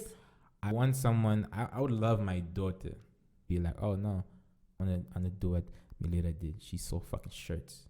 She made millions of it. It's very inspiring. because it's Namibian based. She's an African single mother doing all this shit. The fact that she's so young, she'll recognize that will make me think like, oh yeah, that's what I'm trying to get to with this podcast. I'm trying to create this platform where it's like anybody and everybody can come through, voice your opinions, and people can actually like gravitate to you. Because I feel like, hopefully, when this thing comes out, people they actually be like, oh wow, she's not an asshole. She's actually fucking nice. She's open. That's what it's gonna sell for you as well. Because people gravitate to personal brands. Yeah. So I hope this is gonna help. That's all I can say. Yeah, I hope so too, and I'm grateful that you brought me here. A nice platform for people to just speak and tell their story. Telling stories, selling point. Yeah, that's the selling point. Yeah, man. People want to be heard. I actually want to start something next year. I want to talk about it, but I just really want to give young people the platform to just express themselves artistically and not just because all our young people do chill. They do is drink and smoke. True. That's all. That's very true. But we don't really have centers where we say, no, I'm going there and we're just going to do something else. Like sing or just dance or just connect with people that's not on that level. Here you can't have a function and not. The pull factor in functions in Namibia is alcohol. Yeah, it's not sad a bad thing, but I'm true. not complaining. No, it's sad. But for the young people, and also young people don't have a place to just express themselves creatively. And I think being able to allowing people to be creative, or should just let you handle and tackle stuff creatively. Like if you come up with a problem, there is a solution to it by book, which is step 1, 2, 3, to 10. But if you people sort of just nurtured and just allows you to express yourself creatively, you'll be able to be like, oh, we do have A, B, step 1, 2. But what if we just pull step 3 like this, and then we do a little bit like that? You see, then we have a better solution to the problem. We shouldn't completely dismiss creativity and art. Just really give people a different perspective of thinking. I think that's why I hope you figure out a way to navigate through this film industry, because at the end of the day, it's weird how not much money is spent on entertainment and arts, but like when diplomats come through, who do they call first? The entertainers. They call the cultural dances, all these things. So it's like, but you're not putting much into these people. Yeah. So it makes you think. Eventually, people are going to get fed up. But the thing is, the thing about art, like people love it. Like it's something they have. Art allows you to use part of your brain that to express yourself. Yeah, part of your brain that you really don't even go into. It's being undermined. Because we are just taught we're programmed to just think a certain way. Get it? But then if you include art, it gives you a different outlook in life. Get it? That's why I feel our generation with schools that we had art as a subject. We have a more creative way of thinking. That's why we have more entrepreneurs, more people that are like, I actually want to do this. I'm going to do this. People that are sitting in offices, and then I had a guy Thunder. He's like, I'm making so much money for these people. I can do this for myself as well by doing ABC. That was your last episode, I think. Yeah, that was my last episode. Okay. But you see, it's just young people are more inspired, aspiring more, and they're really doing more than just the norm. Get it? Yeah. To just not just to get by and just create a different world. So that's why it's important for us to just have art as a subject. So kids can just have a different perspective in life, man. It's not, our kids today is really just chill and drink. That's all they do. Yeah, that's what we do. And like even going to the north, south, east, I don't care where you go. It's the same thing everywhere. People don't have fucking hobbies. There's nothing to do. Really have nothing to do, and it's quite sad. I don't even think they have modeling competitions like they used to in high school. They don't do any of that stuff, man. And it's sad. It's really sad. It's really sad. What do you think about the Beatrice and Christina situation? Because I love what's happening. Those girls open doors for us, hey? I think they so.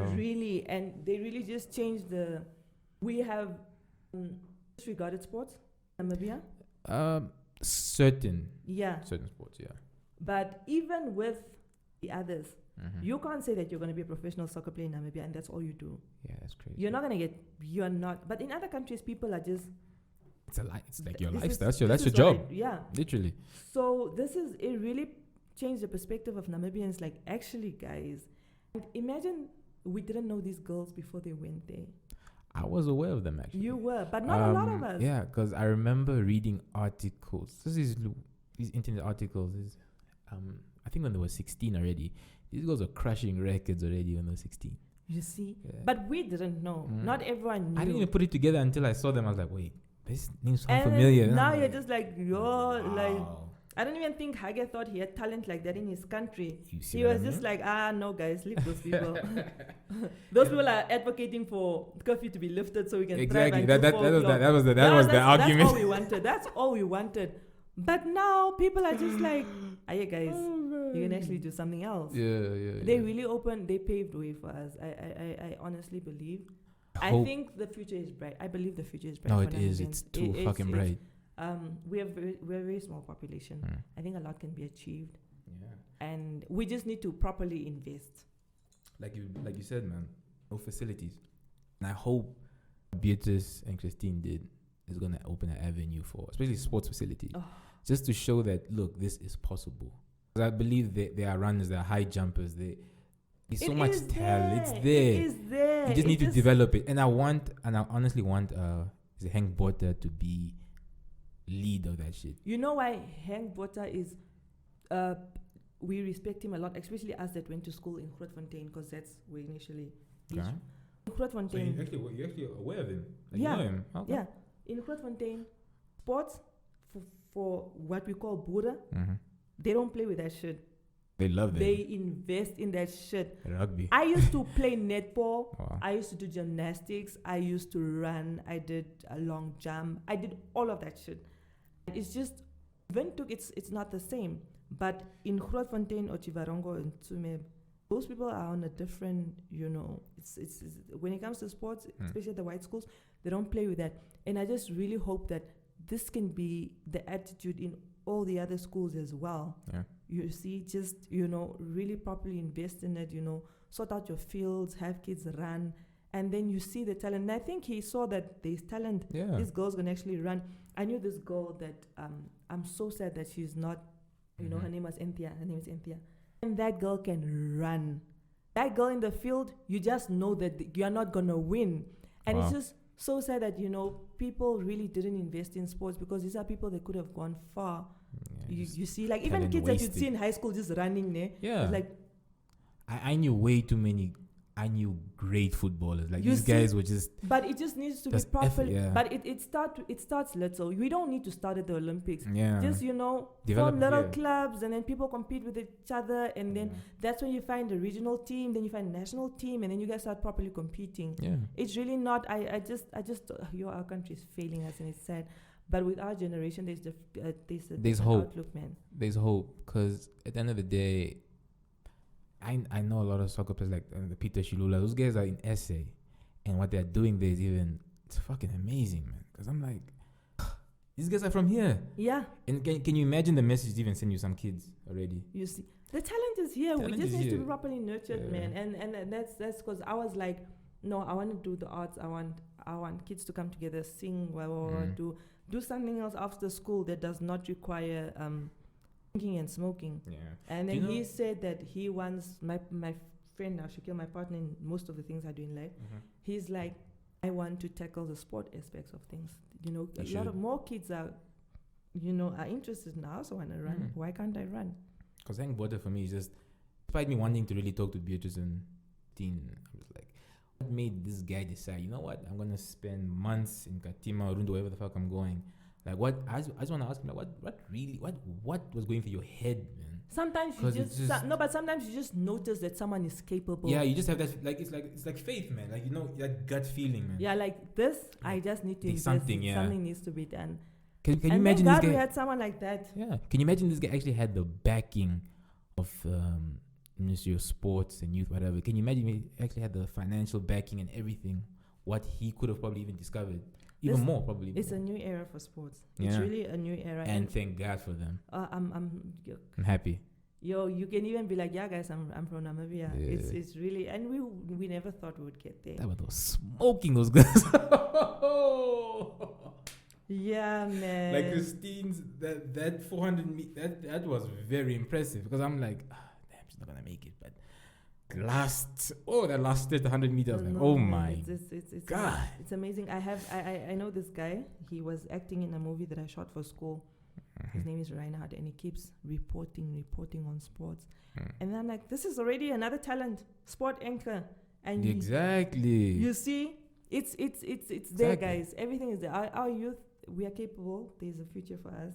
Do you know who Ronaldo Kandume is? No.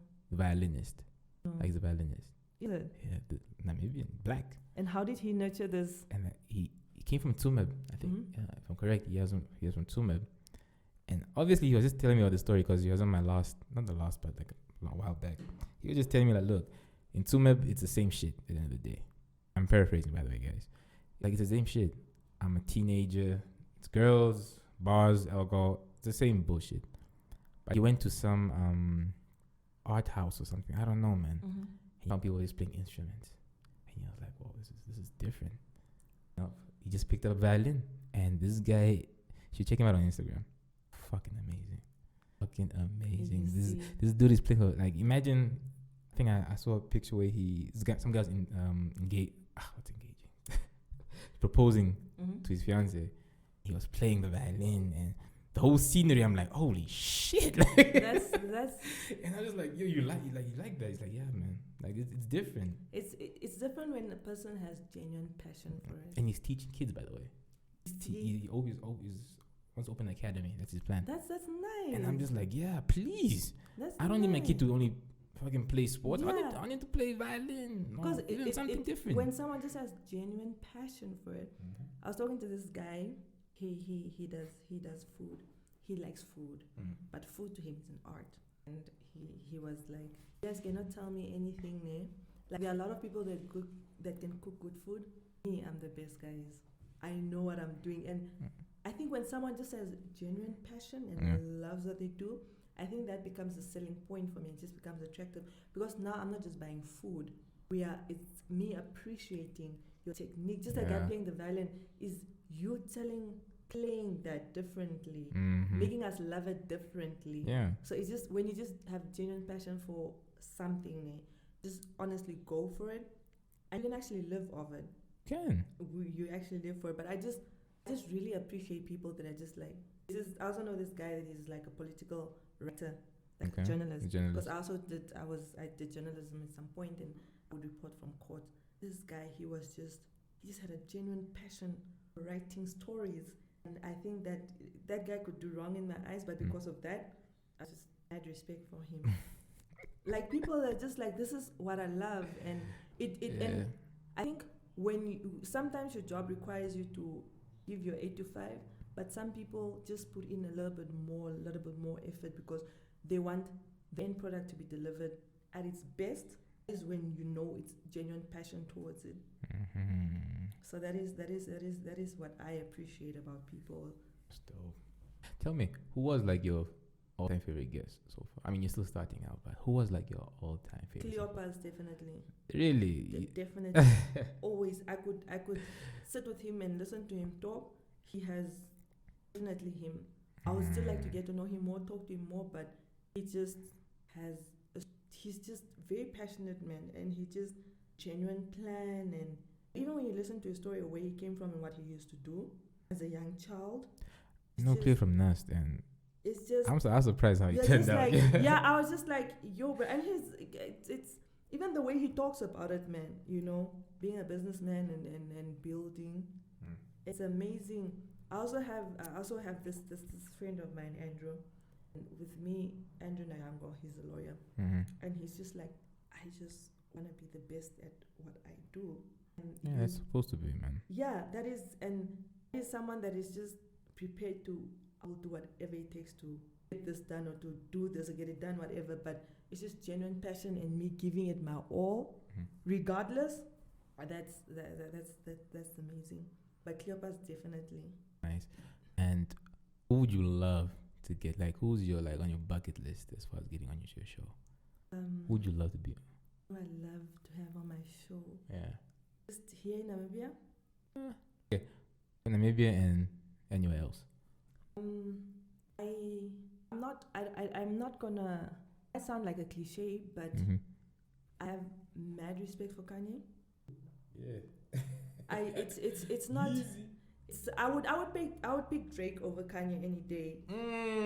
For real. I'm so sorry, but you just started something. But we knew Kanye from Through the Wire, man. Yeah. We knew Kanye when he lost his mom. Yeah. We knew Kanye when he was dating Amber Rose. Yeah. You know. Came a long way. It's a long way, man, and we've been there. And you know, he's just. I believes he's the greatest. As he should. Nothing wrong with believing you're the greatest. As you should. But it's definitely a story that, you know, I would like to hear. What is it that drives you? Get it? I see. What is it that, you know, this 21st century where we are listening to mumbling music, where there's the Migos and there's the Baby, and see, why do you still think you're the greatest even for the next generation? Do you get it? And this man bought money, lost money, got back his money. And he can lose his money again, but because of the love that the whole world has for him, he can get it back instantly. Yeah, that's true. I mean, look. Yes, he does have this crazy, but the greatest artists in the world are the crazy people. They're misunderstood. I don't even see that crazy. Just misunderstood.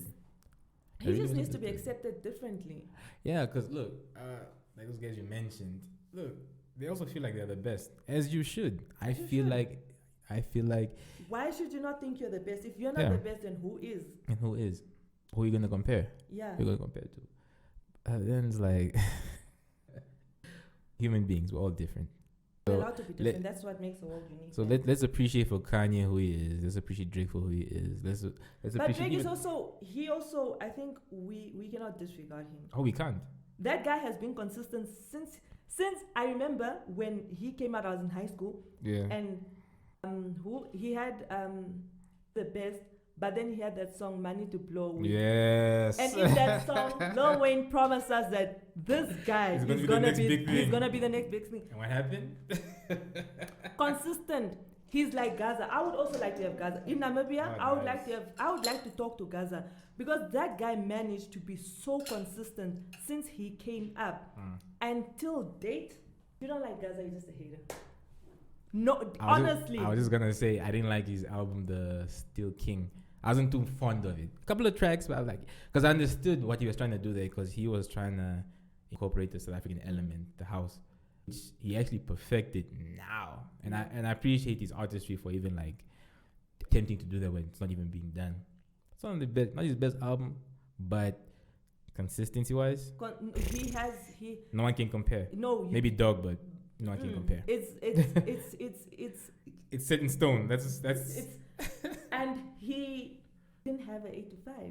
Yeah. I'm just gonna make music. I have a wife and I have kids, and my music is gonna pay for it. I think he needs to get because music in Namibia is not a thing.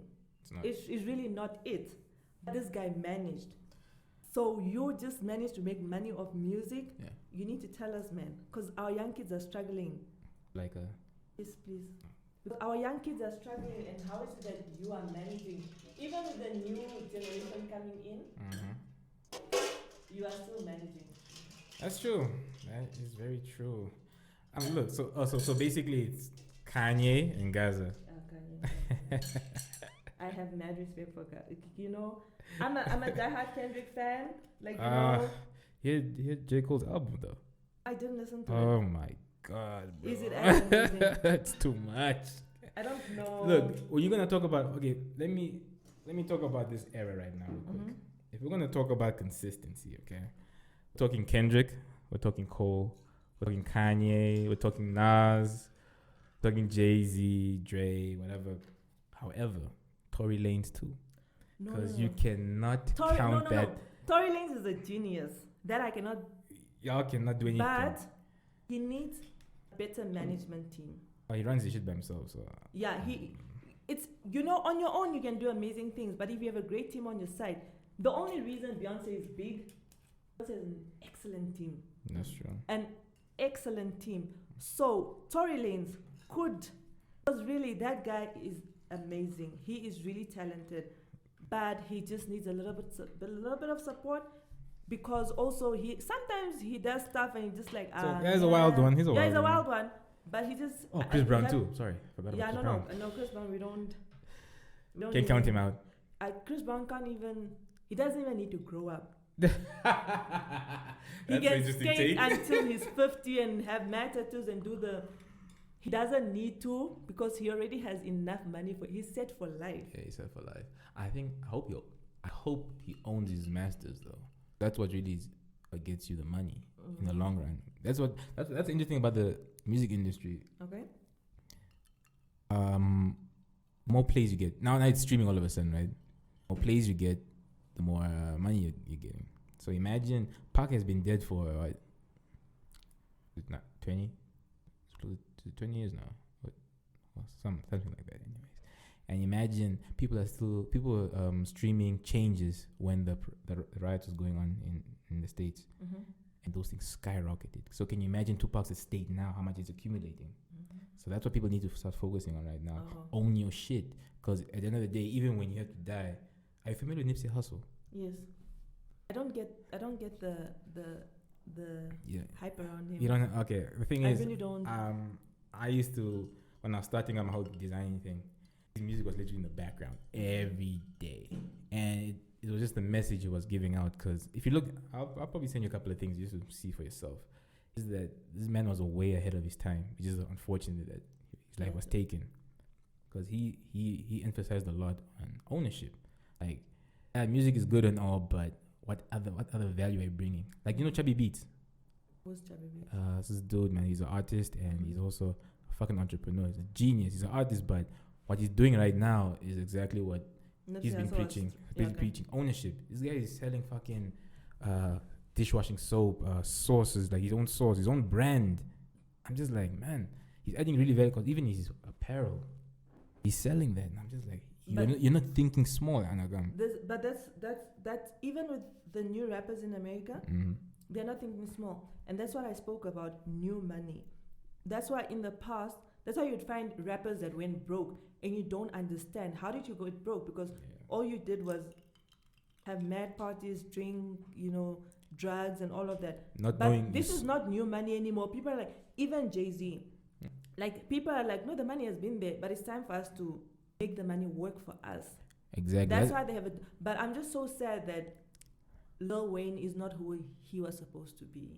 Yeah, the delay. Yes. He could have been bigger. I mean, we're listening to Lil Wayne in high school. Still love him though. Yeah, I still love him. Yeah. But I think he's also one of the grandfathers of hip hop. But definitely, guaranteed. But I think I don't know where he went wrong. I don't know if it's a beef with Birdman or whatever, but he could have been bigger in this industry. It's like Snoop Dogg being the godfather of hip hop. Everyone knows that. And Lil Wayne could have had his seat next to Snoop Dogg, but I don't know. I think he already solidified that. Look, us people that listen to rap, we will recognize we would know Snoop Dogg. I will recognize Lil Wayne. But Snoop Dogg is even recognized by white people. Look at the dumb stuff that guy does. He will be like in commercials and he'll be like in a Chinese thing, and then you see, but everyone, people don't listen to hip hop, but they know Snoop Dogg. They do. But I think Lil Wayne could have also been on the same. I think he is. You know why? Why?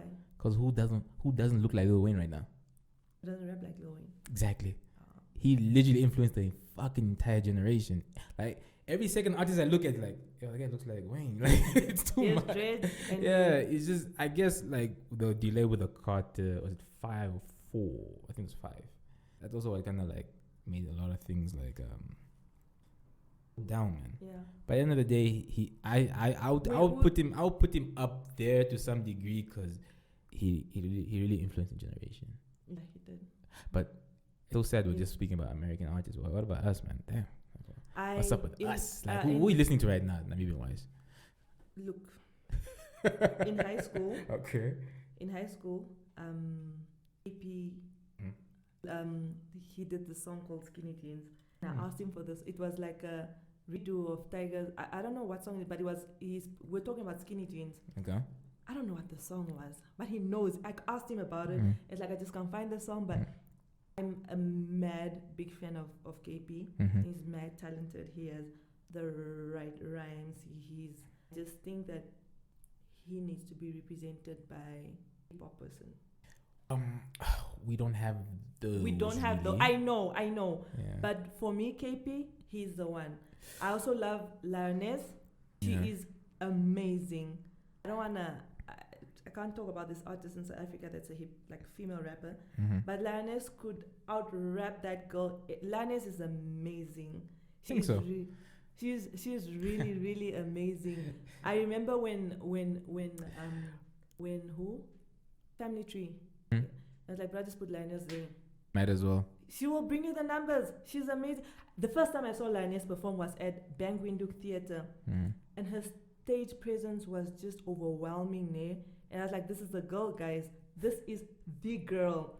And so this was Lioness and who else did I Script? I haven't listened to the script. People say it's amazing, but I really haven't listened. I like familiar, that word. Yeah, bro. I need to know something about you. I need to have some sort of story, and then I will jump on your boat. But definitely Lioness. So many. I understand. I just feel like PDK. PDK. God, so sad that it's not PDK anymore. But you know they are also amazing.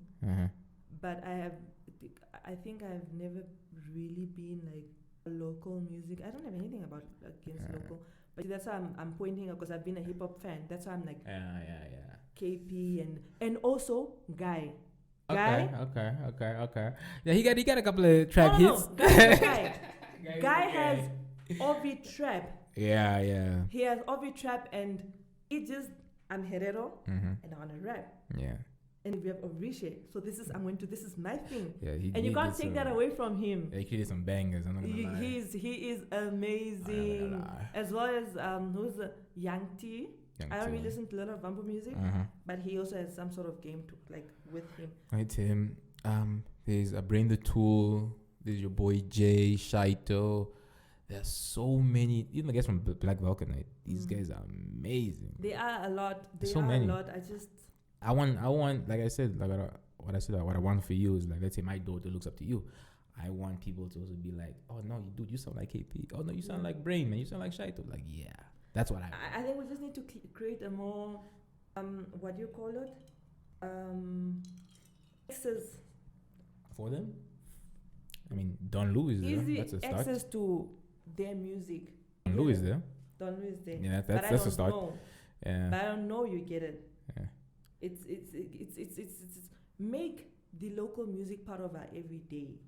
Even my soundtrack for my podcast. It's let me even dude. Like this dude, I literally find him on SoundCloud. I'm like, yo, can I use your track? He's like, sure. And I'm using it now. No, we do have talent. I'm telling you, the talent is there. It amazing. Just needs to be recognized and nurtured, and then we are easy to go. But I also think that we have been so influenced by Western culture. No doubt about it. That we sort of tend to, and it's a bad habit. I also have that habit.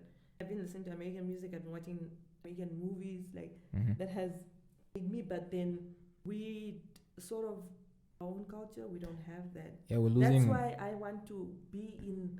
That's why I decided that film is the route that I want to go into. Well, just because mass media is TV. The box in front of us is the biggest influence in the world. You get whatever you want, but that is where you change people's mindset. But the problem is we don't put our own stuff there. Even when we do write a movie, sort of it leans to the American side.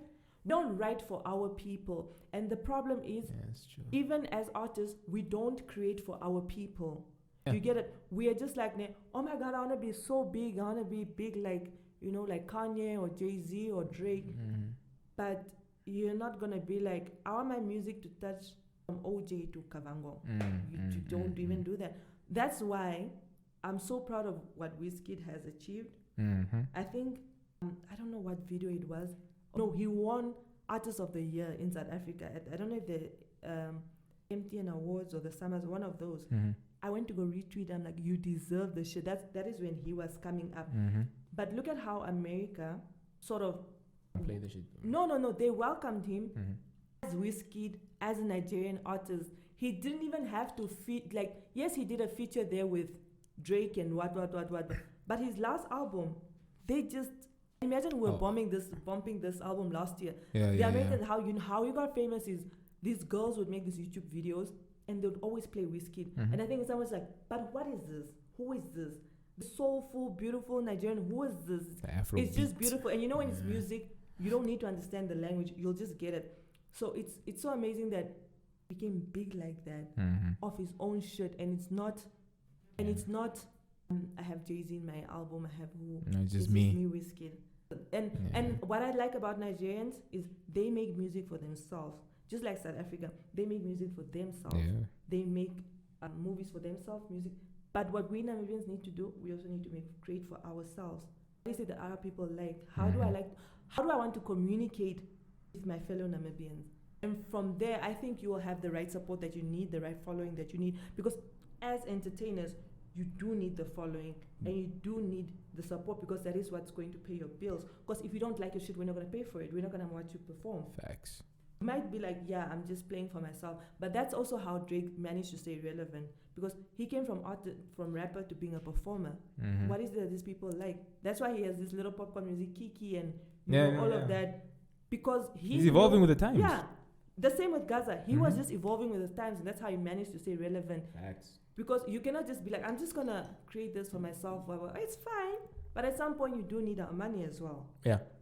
So I think Namibians need to start creating for us as well.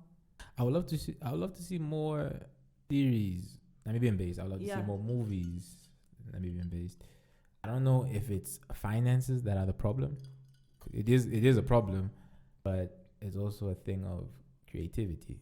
Are people also willing to sacrifice that time to actually make something work? Yeah, because creativity takes a lot of time. You find people like, I've been working on a movie for 3 years. I'm just like, what? The thing is, the standard for entertainment, unfortunately, it's very high. America has really put it there with the sound effects, with the the way the delivery, and it's expensive, and which makes it difficult for us Namibians, because we don't have those finances. Because this is an industry you can't cheat in. Because once it's low quality, it's whack. Then you're considered as whack. Once you have a movie and the sound is off, it's whack. Yeah. Once you have a song and the sound is off, it's whack. Once you're performing and your sound is off, it's whack. Everything is so now we don't have the money for it, and which sort of puts us a little bit behind. Disadvantage. So we want to perform, we want to do it, but we don't have the money. We need to find a way to manipulate the system. That's why all the entrepreneurs that are out there, I need you guys to actually look more into building capital and establishing influence.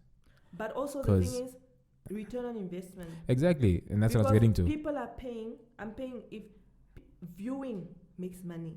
People will pay because people are urag. They will pay. So someone found a way to capitalize off that. So if I'm investing, if Russian Pay is investing, we need to get our capital back. Yeah. But now I want to shoot a movie, which is, let's say, Namibia is going to cost me 5 million. Namibia, we don't have people that are willing to pay so much to watch a movie, which is so sad, because people are spending so much money. Because a movie is not just you writing the movie and you shooting. There are even the person that takes the memory card from the camera to take it to the guy that puts it in the editing. Yeah. That person gets paid a lot, and it's really so sad. It is. That's why I was like, that's what I'm saying. Entrepreneurs, I feel as though even if 5 of them, well-accomplished entrepreneurs, can make a difference. So just put, like you said, return on investment. Investment is a risk, plain and simple. But if you believe in something, or rather, if you see there's actually potential in something, whether you're gonna make a loss, break even, to make a profit, take that risk, man. Because at the end of the day, you are gonna expose a lot of actresses and actors, a lot of good directors, script writers. Look rather in that avenue. It's not about just the movie itself or whatever the fuck you're doing, but what it can do for other people as well. Potentially can do. I think that is where, let's just be creative on how we can, I don't want to call it this, but just make cheap movies that are still good. Look at Nigeria. These guys are doing the most with little with what they have. So it's like, what are you doing? So just find a way where we can make our cheap movies with the little money we have. But still, there are editors. Editors can do anything. True. Make it look like the building is blowing up, anything. But, I think invest where you can, because it's a chain. Good. See where you're going to invest and put most money in, And the other ones you can sort of sneak around, manipulate, whatever. Even if you're like, you're not gonna have a lot of actresses, just a movie with 5 people, whatever. Just and then in the editing part, you just find a good, like the best computer and the best editor, and they make it work. Exactly. And the excellent script writer, and you see, but you see where you can manipulate the system, man. There are literally a lot of writers I never knew. Yeah. There are shitload of writers here. Just have a lot going on in their head and then put it down on paper because it's not easy to write. I'm gonna repeat this again. I want someone to write a script for this James Hatokalipi guy. This character is fucking interesting, guys. Like you know Ghost from Power, right? That's a fucking interesting character. I would love someone to. It doesn't have to necessarily be about him specifically, but just form a character around him. Yeah. Because I feel like this is gonna make a fucking big difference. And you can even sell it to Netflix. You know what I mean? It's to him Showmax. You can do that. And who's the lady? There was a lady in Angola, but she's hiding now in the UK. She better. Because she. Wait, is not the president's daughter? Yeah. Oof. That lady. Someone needs to write about her and make a movie around it. These are good stories, and I believe so. And we do have people that are capable. So just. That's why I've been repeating it for so long. I'm like, guys, I want someone to do it. I really want someone to do it. I really do. Yeah. But Milira, I'm gonna say this again. I'm proud of what you're doing. I can't wait to have you again when you have a shitload of subscribers and followers. I'm gonna talk more shit again because this is what it's all about. I wanna get all Namibians. Primarily Namibians, but whatever person really intrigues me personally, I know will intrigue my followers. So I think you're that person, and I can't wait to see what you're gonna do. Thank you very much for having me. It was fun to talk. Sometimes I can go on talking and not make sense. I hope people can make sense of what I'm saying, but I think they can pick something up from there. They can be like, oh, get something. I think they can. But it was nice being here, talking, not being. Someone tell me to stop. Because on site, sometimes like, fuck, and then Shogi's like, no, we're not doing this, you're not allowed to. But it's just because of, we want the program to sort of want to teach Namibians to also be sort of professional in their businesses. So that is why we have a more strict approach towards everything. Yeah. But within that, I'm also just another person with feelings and, I also have stuff to say. Exactly. So, but I thank you very much for having me. I appreciate it. It was fun for this episode to come out. I can't wait for what people have to say because there are names and there are people and experiences. But this is my story. I'm not embarrassed. I'm a product of my life experience because of what I went through in life. It's not all bad, but all of that I'm the woman that I am today. So thank you for giving me the platform. And please. Yeah, I will go thank Natangwe for I think there's a lot of things that people want to talk about, but another time, another day. Yeah. No, we're gonna know. Look, man, like I said, you're one of those that it's at least doing something. Because at the end of the day, I always tell people you're much more further than the person that's still thinking about it. Yeah. So you're doing fine. Okay. You're doing great. It's nice to know that. Yeah. No, you're doing fucking awesome. Don't worry. I'm still gonna do a lot of amazing things. Exactly. That's what I'm saying. They don't understand it. I'm super ambitious. So when you come back here, it's like what? It's like 1,000 subscribers, 100,000. I sometimes want to throw in the towel. I won't like you. But I'm just like, but it's not you. But it's weird that you said that. Patrick Davids, I think, the entrepreneur, he was asked, when did you know you were going to be an entrepreneur or that's what you wanted? He said, I wanted to quit every day. Is it? I wanted to quit every day, but he didn't. So that's what really drives people. No, but that's like you. I want to quit every fucking day. Like, yeah, dude, I'm like, it's not this but necessary. But the fact that you're still pushing and progressing again, it says a lot. But as a little girl growing up, I always knew that I wanted more in life. Nice. I just knew that I didn't want the average. I didn't want the, I wanted the long hours and a lot of money. So that has always been, I've always, a part of me always knew. I just didn't know where to start. And someone said, stand up and go. Do it. I think in the first female president of in Africa, Ellen Johnson, she was a female president in Liberia. And then there was another, she was talking about some other successful men. And she's like, it's just an idea and your time and just go with it. So I really just go with it. Sometimes I undermine myself, but you know, who you, bro? Who else? What else? Who else? Who am I gonna do it for if not for me? Yeah. Sometimes you're just testing the water, man. See if it's gonna. If it fails, then bye. Go home and kill it. That's the whole point of being a human being. Yeah. I don't want to be perfect, even if I had the choice. Like I it's said. like, you know that saying when a child is learning how to walk, you know, they'll walk and they'll fall, but they still keep going. Gotta crawl before you walk. and it's also inspiring. These people on my show, they really, and a lot of times, every time me and Shaquille have this conversation after the show, like every time we have someone on the show, you get inspired even more, a little bit more. It's just like, I know why I'm here. It's not in vain. I know that I have a story to tell. I know that this is what I want to do. I want to change lives. I want to change the Namibian film industry. I want to, you know, so it really just, it's in as much as you think it's out there telling a story, they're also inspiring us behind the camera and behind the mic. It's not just for them. So yeah, I will keep pushing. I can't go back now because are you already put all my money in there. Exactly. so yeah, man. It's expensive. It's consuming. Takes my time. But it's worth it. But yeah, it's worth it. I'm excited to see, you know, what the future holds for me. So I'm really excited. I think it's a dope platform. I hope. No, I know. Oh, you know. Oh, I know. Yeah, I can't wait. I'm so embarrassed. I'm just like, guys, that wasn't me. But yeah, thank you for having me. I appreciate it a lot. No, you're awesome. So guys, do what you gotta do, man. Subscribe, like, share, comment. Do what you gotta do to get this podcast up and about. And with that being said, peace. Thank you. Now switch off your mic.